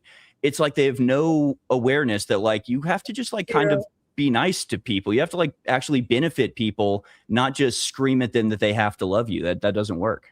Exactly. And that's exactly what they do. Let me go to the next one. Renee, girl, look at Andrew K, Tyler Boyer, and Erica go way back knowing each other and came to TP all at once, pretty much. Yeah, that's actually true. A lot of them did. And Erica came in a little bit later, obviously. Like, TP USA was already a big organization and Candice was kind of out of it. But yes, I mean, all of them they knew each other before, though. That's the crazy part. Like, yeah, very questionable. I mean, all these people, I'm so up here, Harrison, with TP USA. Like, I don't even want to even talk about these crazy people. Like, they are so irrelevant now. The only relevance they have to me is Charlie Kirk. If they have something new. I mean, we don't need to argue, but I like TP USA. I don't have the same bad feelings as you do. Just because, like, it was such a powerful movement in this country. And even, I mean, the day Charlie was Kirk, it was. What is now? And like what is now? Well, and the way it was tried to take over and the Ben Shapiro, like worming his way in, I think all of that is very despicable. And I think it's totally cynical and mercenary the way that they're behaving right now. But on the other hand, the day Charlie Kirk was murdered, look at the crowd. When have you ever seen thousands of young, energetic, like bright-eyed people coming together to promote something genuinely good? Harrison, all the more reason to be angry at them. Like, because hold on. Here's like what people need to understand. Yes, TP USA with Charlie Kirk was absolute light. TP USA with Charlie Kirk was on the right path. He was doing what no one else was doing, bringing people together and trying to enlighten young generation. What is TP USA? Which one is sitting down and trying to enlighten anybody? Nobody. Except that what they are doing is the opposite of what Charlie wanted. They are shilling for wars, which they are. They are shilling for Zionists. And whenever somebody attacks them, don't worry, TP USA will be there to defend them. So no, all the more reason to what you just said to dislike them for changing the message of Charlie Kirk, which they have done successfully. Yeah, well, but but see, my thing is that, one of the reasons I think it makes sense, because people point to Charlie Kirk being a very outspoken Zionist, and it's like, why would Israel kill their strongest warrior? That doesn't make any sense. Obviously, it wouldn't make sense to kill him after he went anti-Zionist. That would be very suspicious. If you see he's going in that direction, you have to cut it off now so you can continue to use the infrastructure that he built.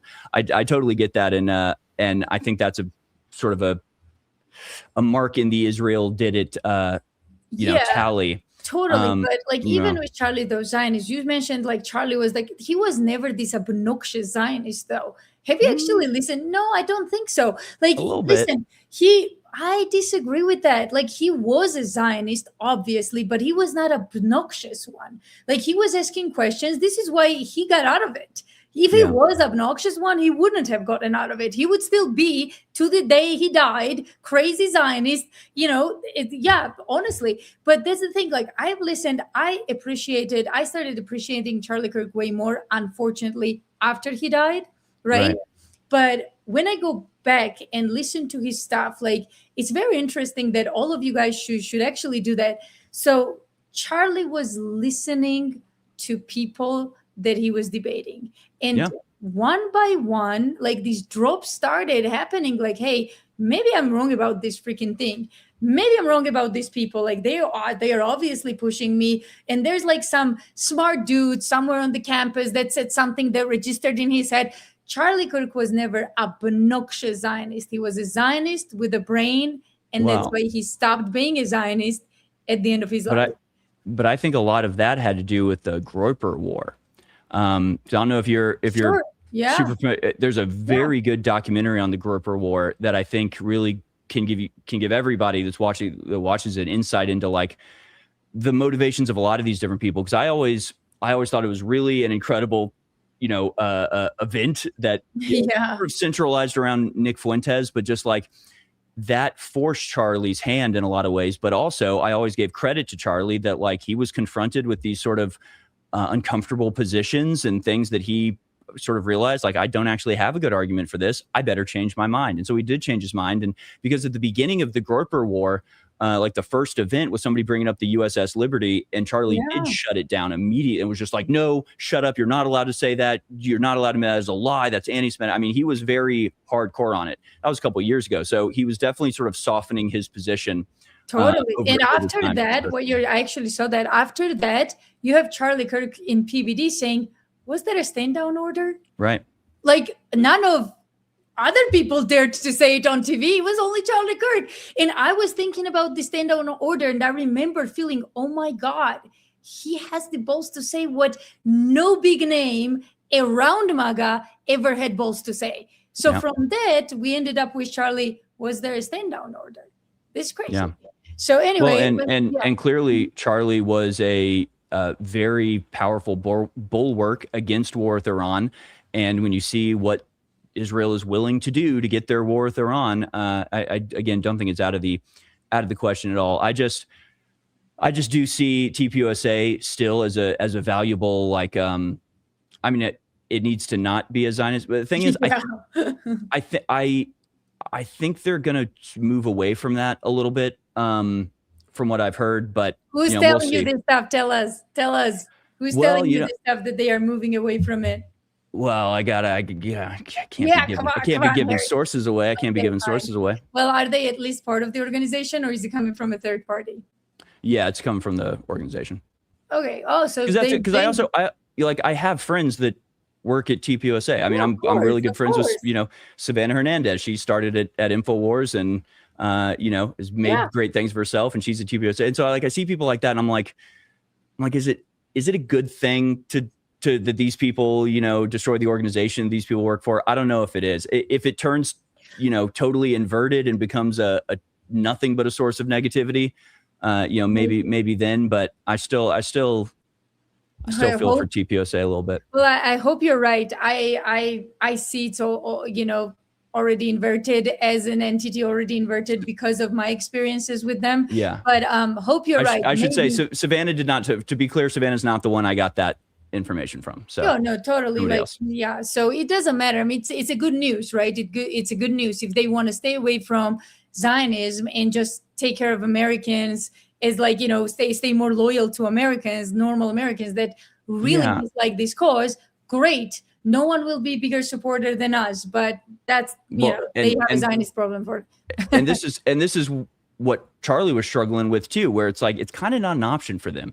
They can stick with the Zionist stuff and just disintegrate and go away and no longer be relevant, or they can drop it and keep being impactful and successful and converting young people to conservatism. So it's sort of if they go down the Zionist road, it doesn't make any sense. They sort of have to drop it. And I think that's what Charlie was also realizing. He was sitting there going, if I keep being a total Zionist toady, then I'm I'm going to lose all my credibility. So it's like, how do I keep my credibility while not dropping? I think that's what he was struggling with. And I think at this point, I would hope that and the thing is, I'm so baffled by TPUSA. I'm so like, what are you doing? It's so, Exactly. I mean, they're so bad at PR. It like doesn't even, people say that all the time. They're like, oh, they're terrible at PR. I'm like, how are you this bad at PR? It's like, it's actually painful to watch like Erica Kirk do the things.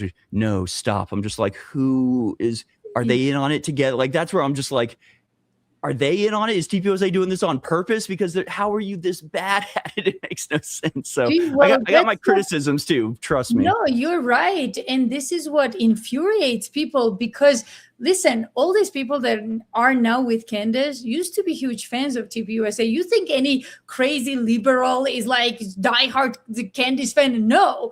They are in it because they don't want to be blamed, with Charlie Kirk's death. The ones that I interacted with, they're like, we don't care about, like, we are still on the other side, but we don't want to be the ones blamed, like these furries and all of these people. So again, all the people that are supporting Candace, which is like most of the people that know about this case, are against TPUSA because of what you just mentioned, because they lie, because they constantly ruin Charlie's message, whether it's like good intentions or bad intentions.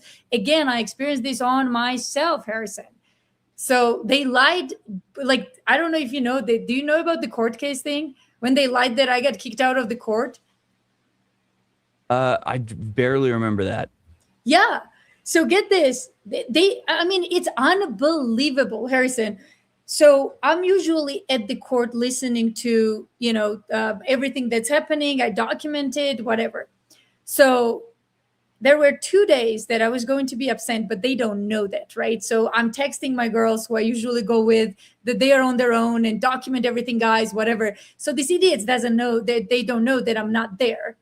And I wake up to like feed blowing up, how Elizabeth Lane was at the courthouse and got kicked out because she was harassing Erica Kirk. These are people who are like literally part of TPUSA, the defense team, right? These influencers or whoever. And I'm like, what the hell is going on? I'm not even there, you morons. Like, it would be a lie that passes if I was there, but I'm not even there. So this kind of bullshit. Yeah. That's like a Laura Loomer level bullshit. Like that's some Zionist level psyops going on there. That's where it's so stupid and easily disprovable, but they run with it anyway. Exactly. Yeah, I got no defense for that. No, Laura Loomer, literally day after I went to Tucker Carlson and exposed who she was and others, she started this, like, she literally posted that I'm sleeping with Tucker Carlson. I mean, you would die from, like, she's crazy. She's the worst. She's crazy. But anyway, it's not even worth talking about. She's like a mental patient. Literally, by the way. Literally. Yeah. Literally. So, Misstip6 ZP, thank you so much. 2 of my favorite beeps.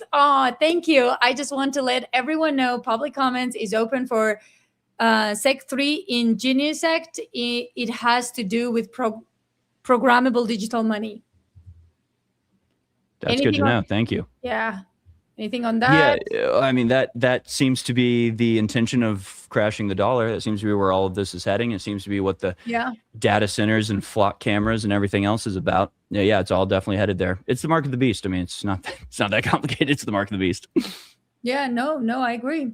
A. Barnes, my grandmother was raised in Germany, and Werner von Braun also wrote a letter. They didn't know about the concentration camps. It's like you don't know what happens inside Redstone Arsenal. I think this is the comment on the communism and World War II.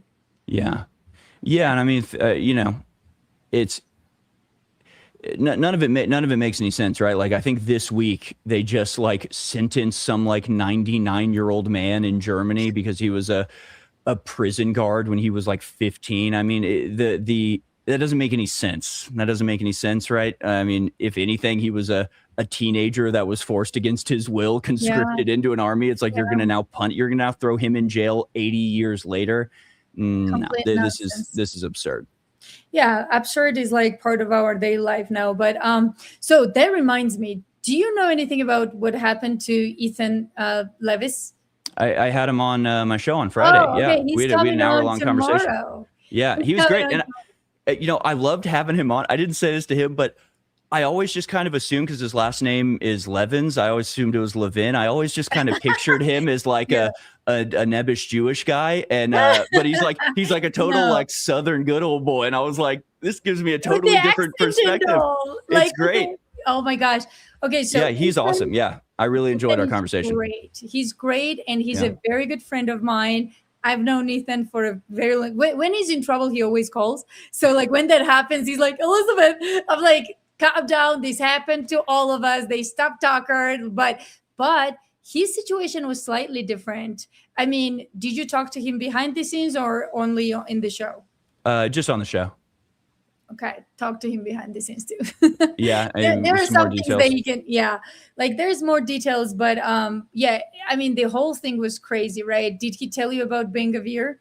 Yeah, I mean, everything he told me was crazy enough. That's what, and he sort of hinted at some things. He sort of hinted that like they were questioning whether he got any instruction from Iran or China and what to do if somebody from China or Russia contacted him. So I sort of got he didn't want to say anything too explicit, but I sort of got where he was going with it. Yeah, Good, no, it's completely insane. And it's, I just did an interview with the redheaded libertarian Josie, and she was going through, and I knew it before, but just hearing it again, the list of like speech crimes that Florida now has, that it's the IHRA definition of anti-Semitism. I mean, they have literal like speech. They have blasphemy laws in Florida where you cannot criticize Jews or Israel right now. And I'm just blown away by it. So, I mean, these things are being, cemented into our legal system, and they have to be opposed before they get put in. Yeah, absolutely. And guys, just for you, tomorrow, 7 p.m. Mountain Time, I'm going to have Ethan, and we're going to pretty much like dissect what he went through. And he was coming from Lebanon. He visited Lebanon. It's a long story, but he was coming back and they stopped him and literally interrogated him. But the problem they had was not about Trump tweets, right? So Ethan has tweeted about Trump gazillion times, not favorably. He has also tweeted about Marco Rubio and many others. But the problem they had was a tweet about Ben Gavir, okay? The problem that U.S. authorities had was about a foreign country leader. Yep. Sometimes I just want to beat these people up, Harrison. Like I just want to go mano a mano or whatever, like, man to man, like just let's go. Or like just unbelievable. No, it's great. And that's how like so many things are these days, where it's like, do I even have to argue against? Do I really have to like make an argument against this? Like, why do I even have to address this? Like, this is wrong. What else am I supposed to say? This is wrong. It's bad. It's anti-American. It's just obviously subversion from a foreign state. Like, is this not obvious to absolutely everybody? I think it is largely obvious to everybody, but man, it's almost like we won the information war and now we got to actually put it into action. It's like everybody knows now, but it's like they don't care. They don't care what you think. They don't care what you feel about it. They know nobody wants to go to war with Iran. They did it anyway, right? So it's like at a certain point, knowing and being aware is just not enough. We have to put it into action somehow.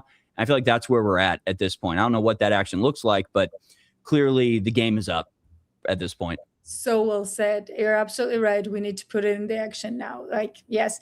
Few more questions. Abrams, Charlie met some real truthers after he was groomed. Charlie loved the truth. Yes, he did. And he knew the value of it too. Yeah. And I also think, he was very sincere. I think Charlie was a very honest person. I think that he was honest about his religious devotion to Israel. And I think that's why you saw him exploring Catholicism and Orthodoxy, because obviously if he realized that what he thought about Israel was fake, that would cause him to question some of the parts of his faith that directed that initial love of Israel. So, I think he was struggling with it himself. Absolutely. Okay, guys, a few more questions. Abrams, with young global shapers, easy to track. Very true. And that is the nascent proto global government. I mean, it is a global government, right? The world leaders gather in Congress, set policy, disperse to their home countries to implement it. That is literally a government. And now it's run by Larry Fink. So, that's the global government being created as we speak. It's so crazy. Yeah, that's a whole another topic. Maybe in the future we'll do like just globalism and who these people are, breaking down Yeah. all of that. Granny loves Jesus. Thank you so much. When TP bought the faith fake in second me, that's it. Yeah, To second me, me. that's it. Yeah. I think yes, the questions about TPUSA faith, TP faith, whatever it's called, very suspicious. And because that ties into the whole influence network with evangelical Christians and these fake non-denominational Christians. I mean, that is a very sordid and corrupt world that TPUSA should have never gotten involved with. Really quickly, Harrison, what do you think about all these pastors? I mean, I'm like up here with these people, like fake pastors, and it's always some pastor with a military past or something and grooming people and enough. Like, do you feel the same, or are you like, more tolerant towards these people? No, I think anybody that is a Christian that is saying it's your Christian duty to serve Israel is like a heretic and like a total scumbag subversive. Yeah, no, I think they're totally wrong. And I'm frankly kind of shocked at the longevity of their scam. I mean, it's right. Crazy. And I like in the beginning of so I've always been anti-Israel. Like, and my viewers know this, I talk about it all the time, but like when I was in 6th grade, 9/11 happened. My best friend, who I do a show with now called Moonbase Live, he's on X. You should follow him at Lebanon_John. And he goes by Lebanon John, but his family's from Lebanon. And so basically from like 6th grade on, I was hearing the Middle East from the Lebanese Christian perspective, which was deeply anti-Israel. So and the Orthodox Christian, the Catholics in Lebanon, they like Israel more than they should, I think. But the Orthodox Christians understand. So I've always been anti-Israel, very thoroughly so. So none of this is a surprise to me or shocking to me. But in the beginning of the current conflict after October 7th, 2023, there were still a lot of people that I would talk to that, I mean, they were dead on about 99% of topics. When it came to Israel, they got wonky, they got weird. And it was because of this religious angle. Since then, most of those people I know have come around. Most of the people I know that were like, hey, well, it's the chosen land and God works in mysterious ways. Like those people, a lot of them they don't say that anymore. They're like, no, I get it now. Israel is totally bad. It's, we need to get them out of America. So I've seen that happen to a lot of people I know. I'm shocked at the numbers that still adhere to this. Like Israel are the chosen people, bless them or you'll be cursed. Like, that is such a crazy and baseless belief to have, and yet so many people retain it. It's really astonishing. It is. One more question, and then I will let you go. Miss Tip 6 ZP, again, thank you so much. Tip USA died with Charlie, no baggage, start fresh, no donors, no operatives, just regular people. That's the only way forward. We need to stop settling. Yes, I agree. That's pretty much my idea, that Tip USA died with Charlie. At least I hoped, listen, all of us hoped that would not be the case. But looking at what Erica Kirk puts out there, looking at what these influencers are doing and how they are lying, I mean, you probably saw that overwhelming evidence. You saw the video, right? My friend, yeah. Like, was it overwhelming to you, Harrison? No, I mean, to be well, I mean, it depends on how you define it. But I mean, they got some pretty. I mean, the weird thing is, it's like the stuff that I've noticed that is weird, like doesn't get a lot of attention. And to be honest, this is one of the things that like confuses and kind of frustrates me about Candace is that like I was watching one of her shows and she's talking about all this stuff, and I'm not even. It's like doesn't even really matter. I'm not know what she's talking. And then like in the middle of all of this stuff, she's like, oh, and by the way, like the gun they found in the woods wasn't there until the FBI arrived. They searched the woods, didn't find a gun. Then the FBI arrived and they found a gun. And then she like keeps going on. I'm like, hold on, that should be the entire show. That is such an important point of evidence. Like that is huge, and you should explore that. But it's like it gets lost in all this other stuff about connections and Romania. And I'm like, wait, that is actually very questionable. Same thing with the at the hearing. They talk about this evidence that was found at the bus stop, the backpack and like a mask and gloves, like very suspicious stuff. And they're asking the lady who processed it and sent it to the FBI. And they're like, the FBI says that you then told them not to process it. And she's like, what? No, I didn't. And they're like, well, but would that be inconsistent in what you know?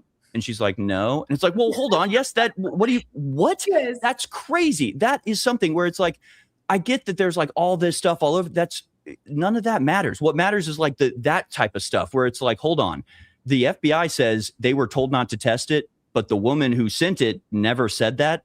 Then the FBI is lying, or she's lying. Like that is something that needs to be solved. That is a real contentious issue. But I feel like there's some hardcore stuff like that just sort of gets lost in the mix. So I'm kind of like, man, if you want to actually drill down, there's some very questionable things, but there's also some good evidence too. I'll explain that too, Harrison. Like I'll explain that phenomena with Candace, okay? Because I know what you're talking about. We actually had in previous show, you told me the same thing. Like she did this big stuff and then all of a sudden we move on.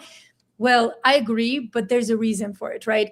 Candace feels like, first of all, she sees way more than, she puts out, okay? Because again, when I interviewed her, I was there, like she, behind the scenes, like we had this talk, like, okay, it's tied to this, right?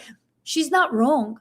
So what's frustrating for her, I can imagine, is that no one is doing what she's doing, okay?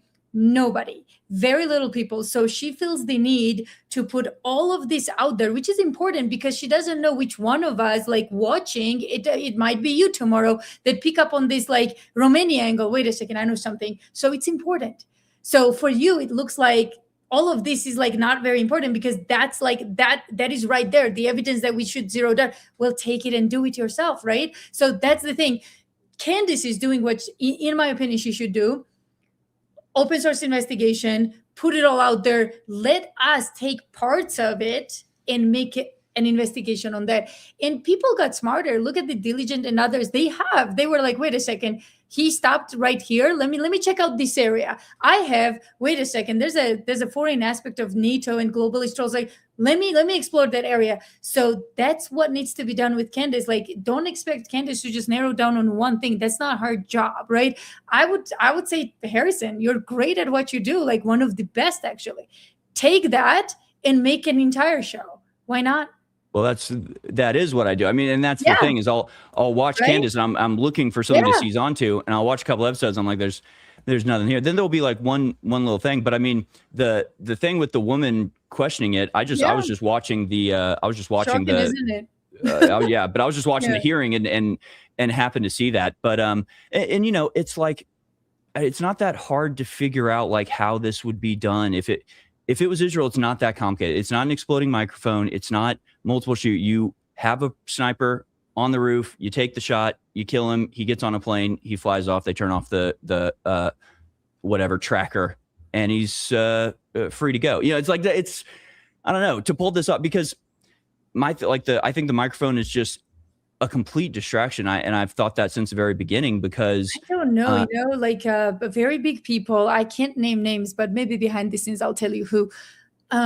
Very big people thought there was something to that story. In the beginning, I didn't. I was like, no, this is a shooter. It's not Tyler Robinson, but this is a shooter. He took the shot probably from a completely different gun. I don't believe that 30-06 was involved in this. I just don't, okay?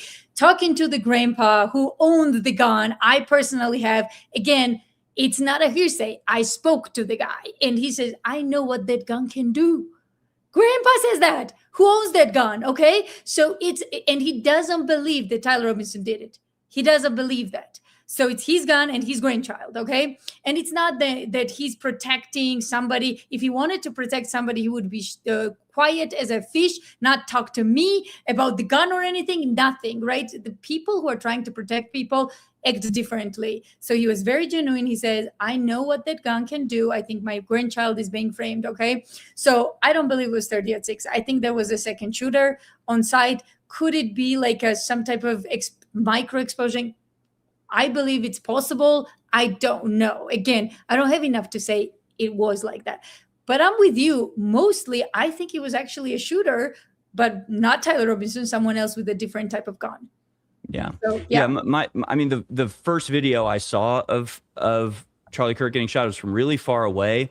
And it was like as soon as the gunshot went off, like the camera and everybody that you could see all turned and looked up like where the gunshot came from. So from that, I mean, the first thing I saw, I was like, okay, sniper, elevated position, that had to. And then you think like, okay, if it was so now you're talking about like, if the sound came from the gun, but the microphone, you have to time that within a millisecond because you were 1 millisecond off. That's not working. So if I was planning a hit which somebody would have to plan it, right? And one of the books that everybody in your audience should read, I don't know if you've read it, Rise and Kill First. Rise and Kill First was written by Ronen Bergman. He's an Israeli guy, and he got access to all of these Mossad people and all these Mossad files about their targeted killing program. And it's a history of their targeted killing program.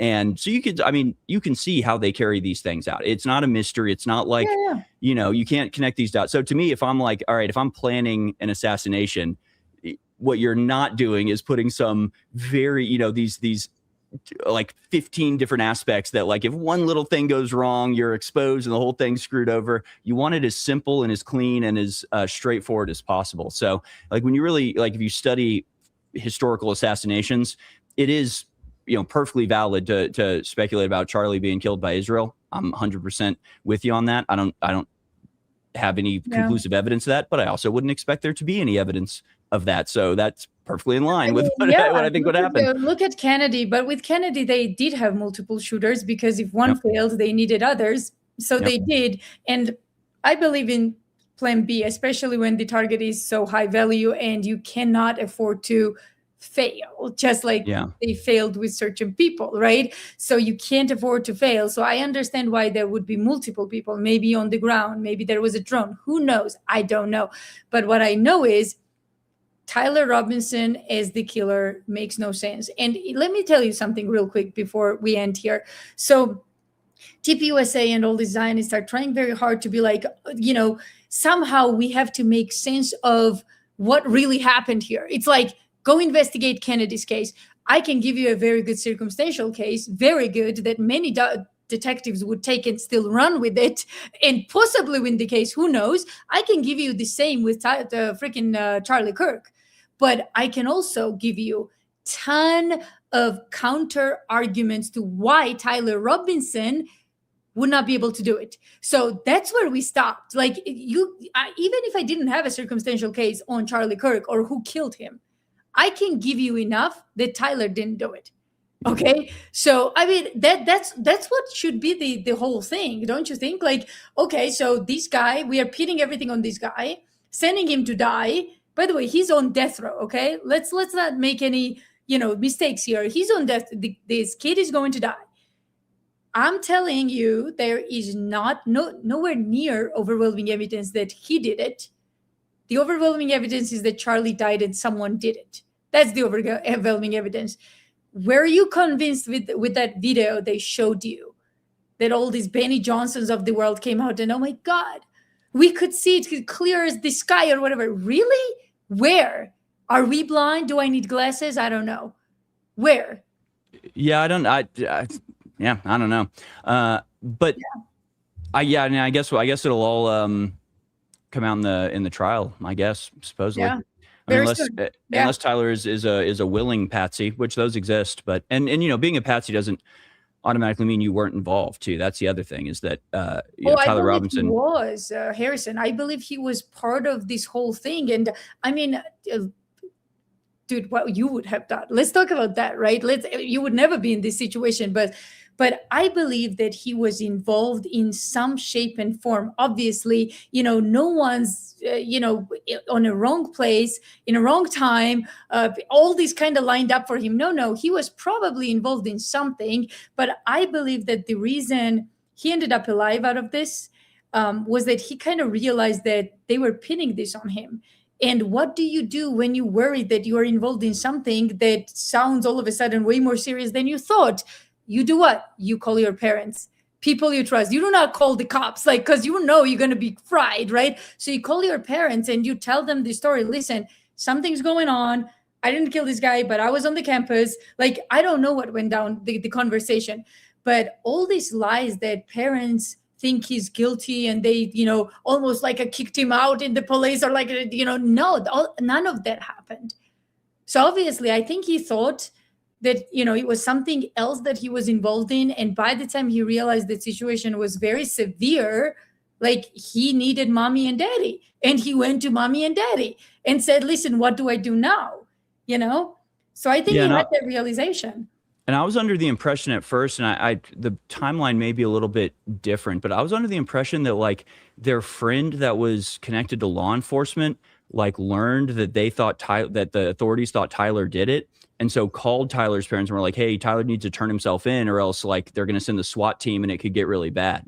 So I that's what I thought happened, which is like that's very suspicious, and it does sound like okay, they were planning to have a patsy killed. I mean, I think the one thing that would like, oh God, I don't even want to say because I feel like saying it out loud is going to like manifest it, but everybody knows if Tyler dies before the trial, it's like this is never going to end. This is never going to. We're never going to get any closure. It's like he's got to stay alive. If they want to put him on suicide watch and chain his arms to the wall until the trial starts, I'm for it because he cannot die, or else we will never get closure to this. No, this will become another Kennedy case. And so you said you believe that like parents actually believed that he was guilty. Is that what you said? Like no, I thought that they thought we better turn our son in, or else the cops are going to kick our door down and it could get really dangerous. So we better just. So no one knows that. That's you listened to the debate of Candace Owens and Andrew Wilson, right? Mm-hmm. So he raised this, like, what happened there? Well, guess what? There was a third party who actually possibly decided what to do. That's why he was called, right? So they called the former sheriff, like a friend of somebody who said, okay, why do you call somebody who's not in the force? So again, situation is like this. Let's say you are in this situation and your parents are there and you think you're involved in something you shouldn't be, right? Or let's say you killed Charlie Kirk. Let's say you did it. You killed it. And you're at your parents and your parents are like, well, we got to go to the cops. If you killed this guy, we have to go to the cops, right? Why do you need a third party? Well, that's what I was confused. Because I thought the third party was the one that like initiated it. I thought that sheriff was the one who like got in contact with the Robinsons and was like, "Hey, they think Tyler did it." No. The story is that the father and mother. So the story that Andrew Wilson, if I'm not mistaken, correct me, Chad. Andrew Wilson brought up with Candace to argue was that, well, parents thought he was guilty. No, I spoke to the parents. Where do you get that information from? Where have they ever said that on media, on stand? Where? So if some third party thought he was guilty of something, then first of all, how did that party decide what some family friend decides what to do without parents' consent? So it's just that it makes no sense. Do you understand? Like the entire situation makes no sense. I think personally, looking at what I know from talking to the family and grandpa, I honestly think that they called this guy, Mitchell is his name, to figure out what would be the best move for them because they thought that Tyler was involved in something he shouldn't be. You know what I mean? Did they think he killed the guy? I honestly don't think so. You know what I mean? Did you talk to him? What did they say? The parents? Mm-hmm. They don't believe that Tyler is guilty. So from grandfather to the parents, to me, again, this is exactly what grandfather told me. I think my grandson is being framed. So, okay, explain to me why would these people say that if he confessed to them? Well, you could have a false confession, certainly. I mean, did he confess to them or no? They never said anything like that to me, ever. So they never said Tyler said he killed Charlie Kirk. They never said we think our son or grandson is guilty. Not once, never. So I mean, what stands in front their way, right? If they were the ones who initiated the whole like take them to the police or whatever, if they did it, Harrison, what stands in their way to do it again? Do what again? Like to say like, yeah, this happened. Yeah, the rumors are right, like correct, that we think that our son unfortunately got involved in this, and we think that he might have done this. Well, it's not necessarily that they thought that he did it. They could think that the police thought that he did it. That would be enough reason to No, turn I him agree. in. We agree on that. So I believe that's why this happened, because they were afraid that he would get killed, right? Even though he didn't do this, right? Like that's where I stand. Because it makes no sense from grandpa. Why would grandpa think whose gun it is and all this, that his grandchild is being framed? Where is this coming from? Where is this coming from? I think every grandfather would probably say that about their son. I mean, I don't know. This is why I think the trial will be important, because they'll actually be able to call, his parents to the stand and actually ask them directly, and hopefully we'll all get to see it. So No, I I, agree. I'm, Like I'm waiting I till I'm hope waiting till so. then, because Yeah, yeah, no, it's all very convoluted as far as I'm concerned. Because yeah, I've heard like 3 or 4 different versions of how he was turned in, or how he confessed or didn't confess, and whatever else. So well, even during the court, you watched the court case, right, online? Mhm. So Yeah, I watched a lot of it. yeah, do you remember what they said? Do you remember how this whole thing happened? Like their version? Yeah, Facilitated, third party facilitated him coming in. Third party did. right. Mitchell did. So again, Yeah. I just don't understand, why does this freaking guy Mitchell has so much power? I just don't get it. I don't know. I don't know. That's not all that suspicious to me. I think if if we had family friends that were in the force that we knew really well, I He think was that not in makes the force. sense. He was retired. Yeah, but like had experience and knew what the process was. I don't know. I don't find that all that suspicious that they would have a third party involved in that necessarily. Because I wouldn't really know what to do. I mean, it's like, okay, do we just go to the police station? Do we just turn ourselves over? Like, I don't know, call Uncle Mike. Maybe he has an idea of what we should do.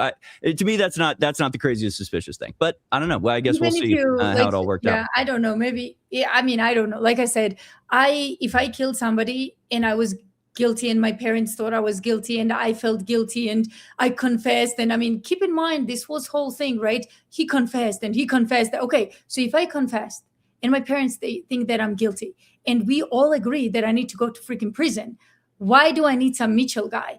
I'm going with my parents and saying, hey, police, I'm here, I'm turning myself in. That's as simple as that. It's just weird, like how this Mitchell guy was never even brought up, like he was never in the court. I hopefully, we get to see his freaking face, like, you know what I mean? And there's so many inconsistencies in this case, and no one is talking about it. So my last question to you: do you think Tyler Robinson did it? You personally, I don't care about like what people think. You personally.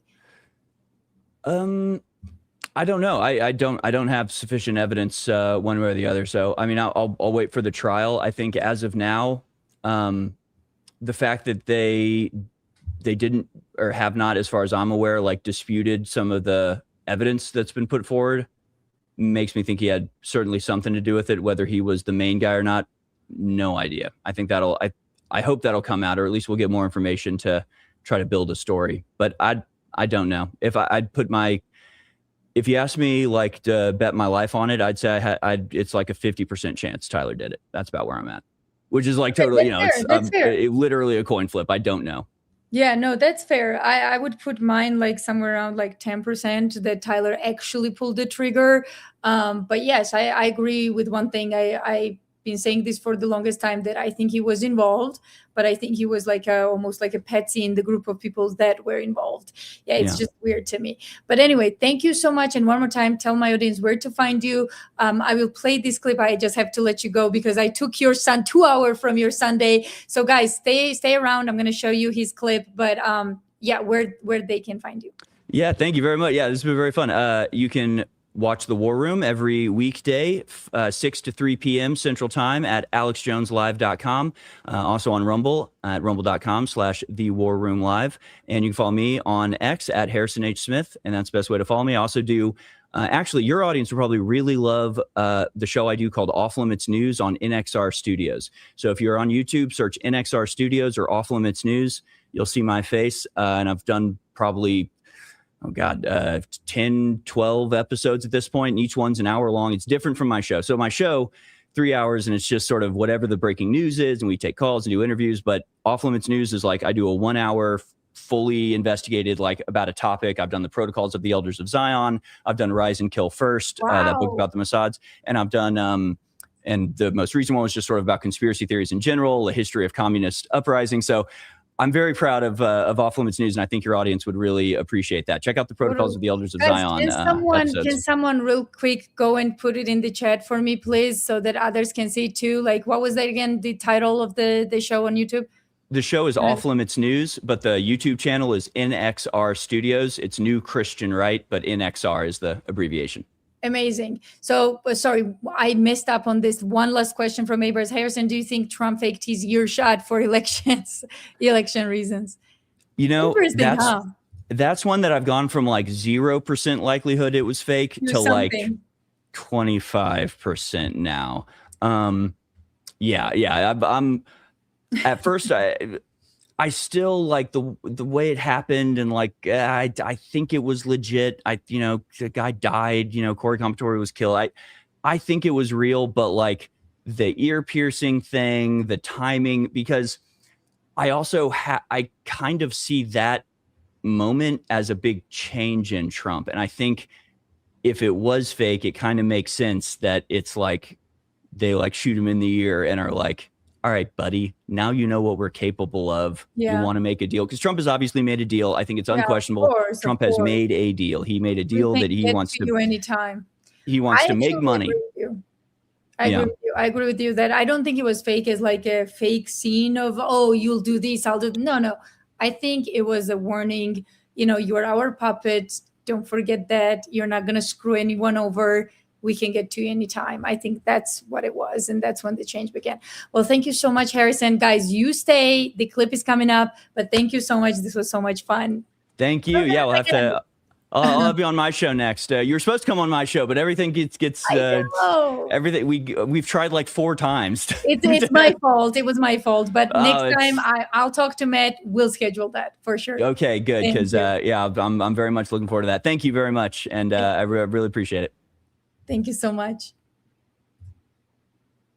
Guys, I will play this clip right now. Excuse me. I'll have this clip so that you can go and check this out on Harrison's X, but it's so interesting. So I will play this for you. 1 second. I tend to steer it along with the achievement of a broader peace. When history is within reach.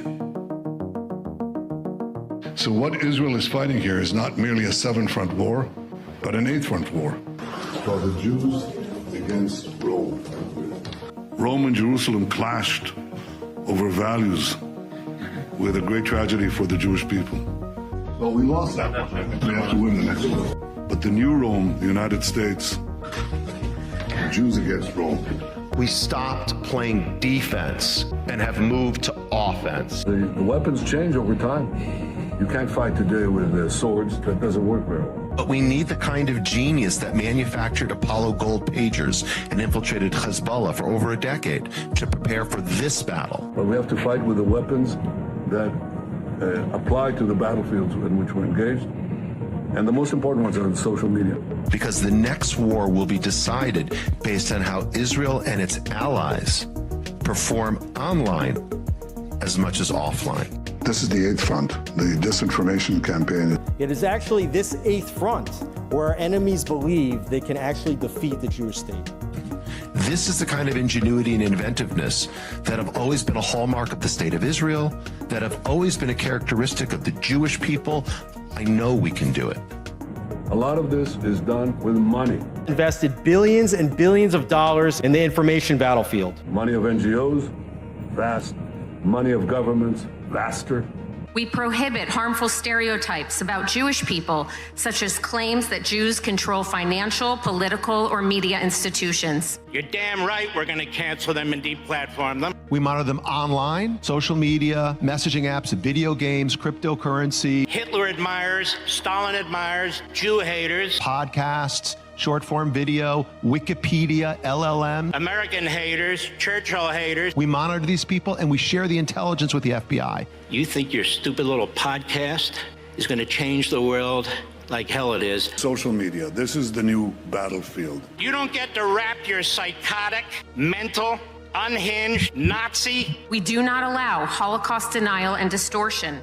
And the most important purchase that is going on right now is TikTok. TikTok, number 1. For every 30 minutes that someone watches TikTok, they become 17% more anti-Semitic. So you have TikTok just smashing our young people's brains all day long with video of carnage in Gaza.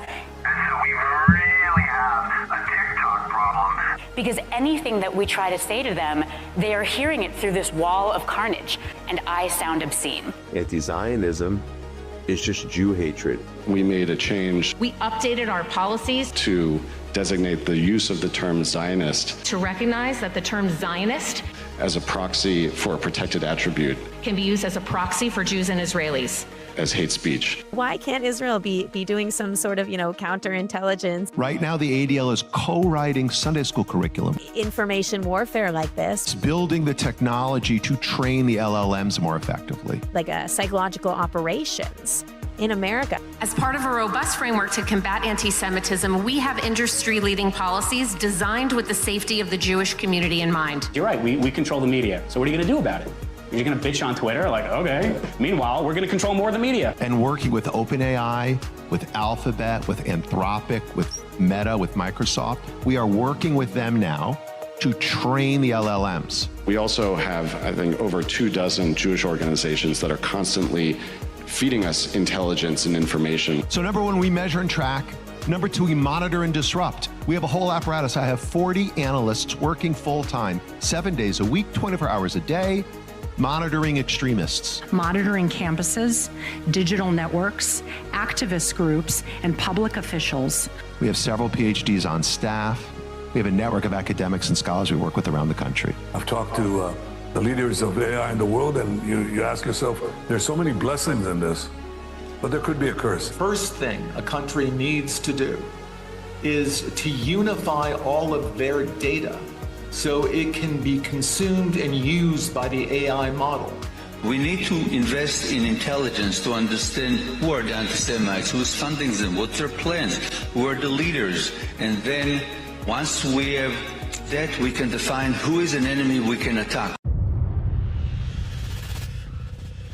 You have to take all of your healthcare data, your diagnostic data, your genomic data. We have to take all of this data we have in our country and move it into a single, if you will, unified data platform. Once we have all this information, we need to empower and mobilize an ecosystem of many organizations that we can incentivize them to work together, to share, and to fight against our common enemies. Mobilizing millions of people, of allies that are quietly by our side. Citizens will be on their best behavior because we're constantly recording and reporting everything that's going on. You know, anti-Semites, most of these people running around, we're not going to win their hearts and minds because they don't have hearts and they don't have minds. So, how are we going to, there's no reason to think we're ever going to convince them, but we can deport them, we can put them in jail, we can make their lives miserable, we can cut off their funding. You've got all these conspiracy theorists online going on and on about how, if you try and say anything, if you try and do anything against Jews, they're going to come after you. We have featured more than 1,000 anti-Semites. And they're going to destroy you and take away your business, and therefore you have to be really, really scared. These Jew haters have faced real consequences, including firings, suspensions, and expulsions. And it's kind of starting to become true. We will shine a light on you that will follow you for the rest of your life. When you look for a job, when you look for a spouse, when you look for a nanny, when you look for anything. And I love that. I love it. We remove hate speech against Zionists when these harmful stereotypes about Jews are invoked. In the past 12 months, ADL's filed more lawsuits than in the prior 112 years. Over the weekend, I received concerning news that I was being sued for $5 million. Vicious, communist, racist, Jew-hating, Israel-bashing monster. Defendant frequently posts anti-Israel rhetoric accusing Israel of controlling the United States and its politicians. We at the ZOA will fight these dangerous and monstrous lies with all of our hearts and souls. No appeasement, no conciliation, only a war against this racist hatred of the Jewish people. When there is a war, it doesn't matter who your enemy is. You need to destroy their offspring to prevent them from creating more offspring.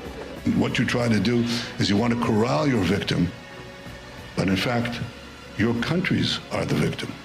So you dehumanize a group of people in human society, and you prepare them for the kill, for the butchery. a government can do in 2 months more than any organization can do in its lifetime. The J7 is comprised of the 7 largest diaspora communities. We meet every other week via Zoom to share information, to share best practices. And we're running everything all the time, from focus groups to attitudinal surveys to randomized controlled trials to identify what interventions work most effectively. Finally, we have meetings that are some off the record, some on the record with world leaders, in which we share our community's concerns and call for action. The entire education system in this country, from K through 12 in colleges, must be reformed. But it's time to limit the First Amendment in order to protect it. The way we solve anti-Semitism is pretty goddamn simple. Take control over what they are saying. Send their ass to jail. It's not complicated. And quickly before it's too late. We're monitoring political Islamists and Christian nationalists, all of them. And then we train. We're the largest trainer of law enforcement in America, extremism and hate. We train 20,000 officers every year. Try that again. Here because of the comments made online about the Jewish community. We deeply value our partnership with law enforcement. We've been working with them literally since the FBI was founded in the 1930s. Is that your account? That guy who consistently calls for the death of all Palestinians, that can probably incite somebody to do something radical. That's all we're here to talk about, I would think, to refrain from posting things like that. We are going to have a whole division within the office of the Special Envoy to combat anti-Semitism that is going to work on technology.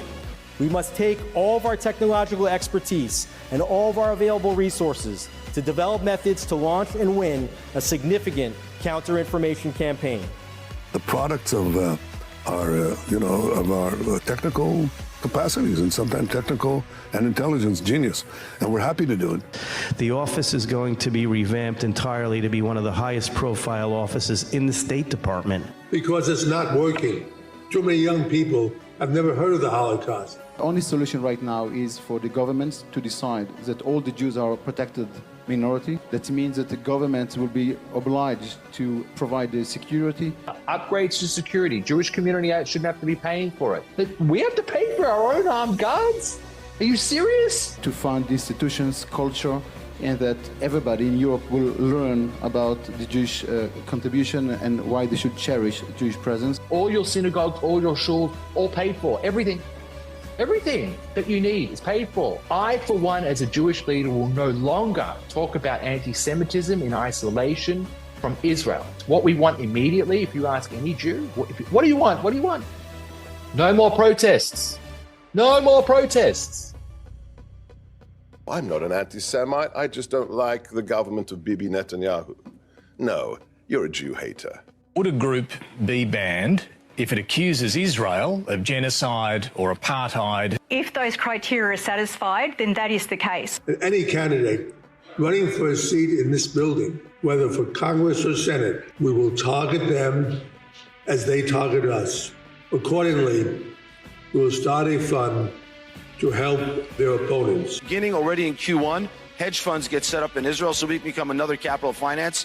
I'll argue we will beat London within a short decade as a second capital of finance. It's going to be New York as a gateway to America, Hong Kong a gateway to China, Dubai a gateway to Southeast Asia, and Israel as a gateway to other parts of the world. So we heard earlier about a mission, a goal to bring 1 million immigrants to Israel.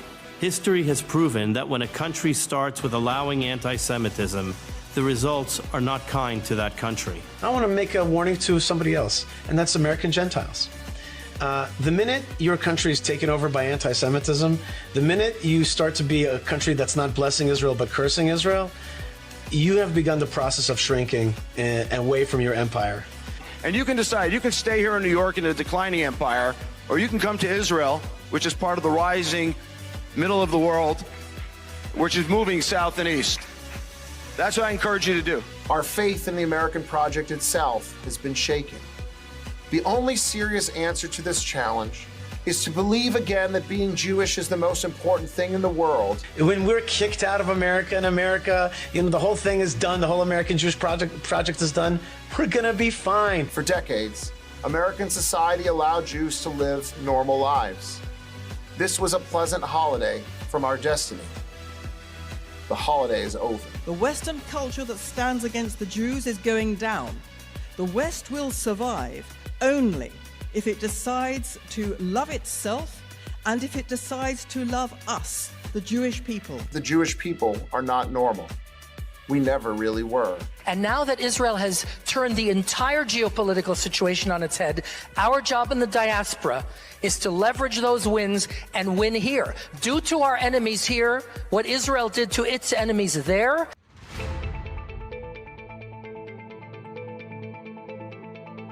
And to the world, I say this: history will not remember those who merely denounced hatred in polite language.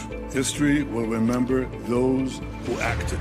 This is a small bunch of wannabe Nazis. That's what they are. Anti-Semitism is pure evil. If we have to hunt you down the way they hunted down Nazis for decades, we will find your identities. We will find you. We will achieve justice. I think we're at the cusp of a new age, because I think that we will achieve the expansion of peace. I think that we are in a new age because I think that the possibilities of technology, with their risks, especially in AI, but with their positive benefits, are enormous in every field. I mean, from agriculture to health to transportation and I think that we are together. We can lead this and become not a secondary power, but a primary power.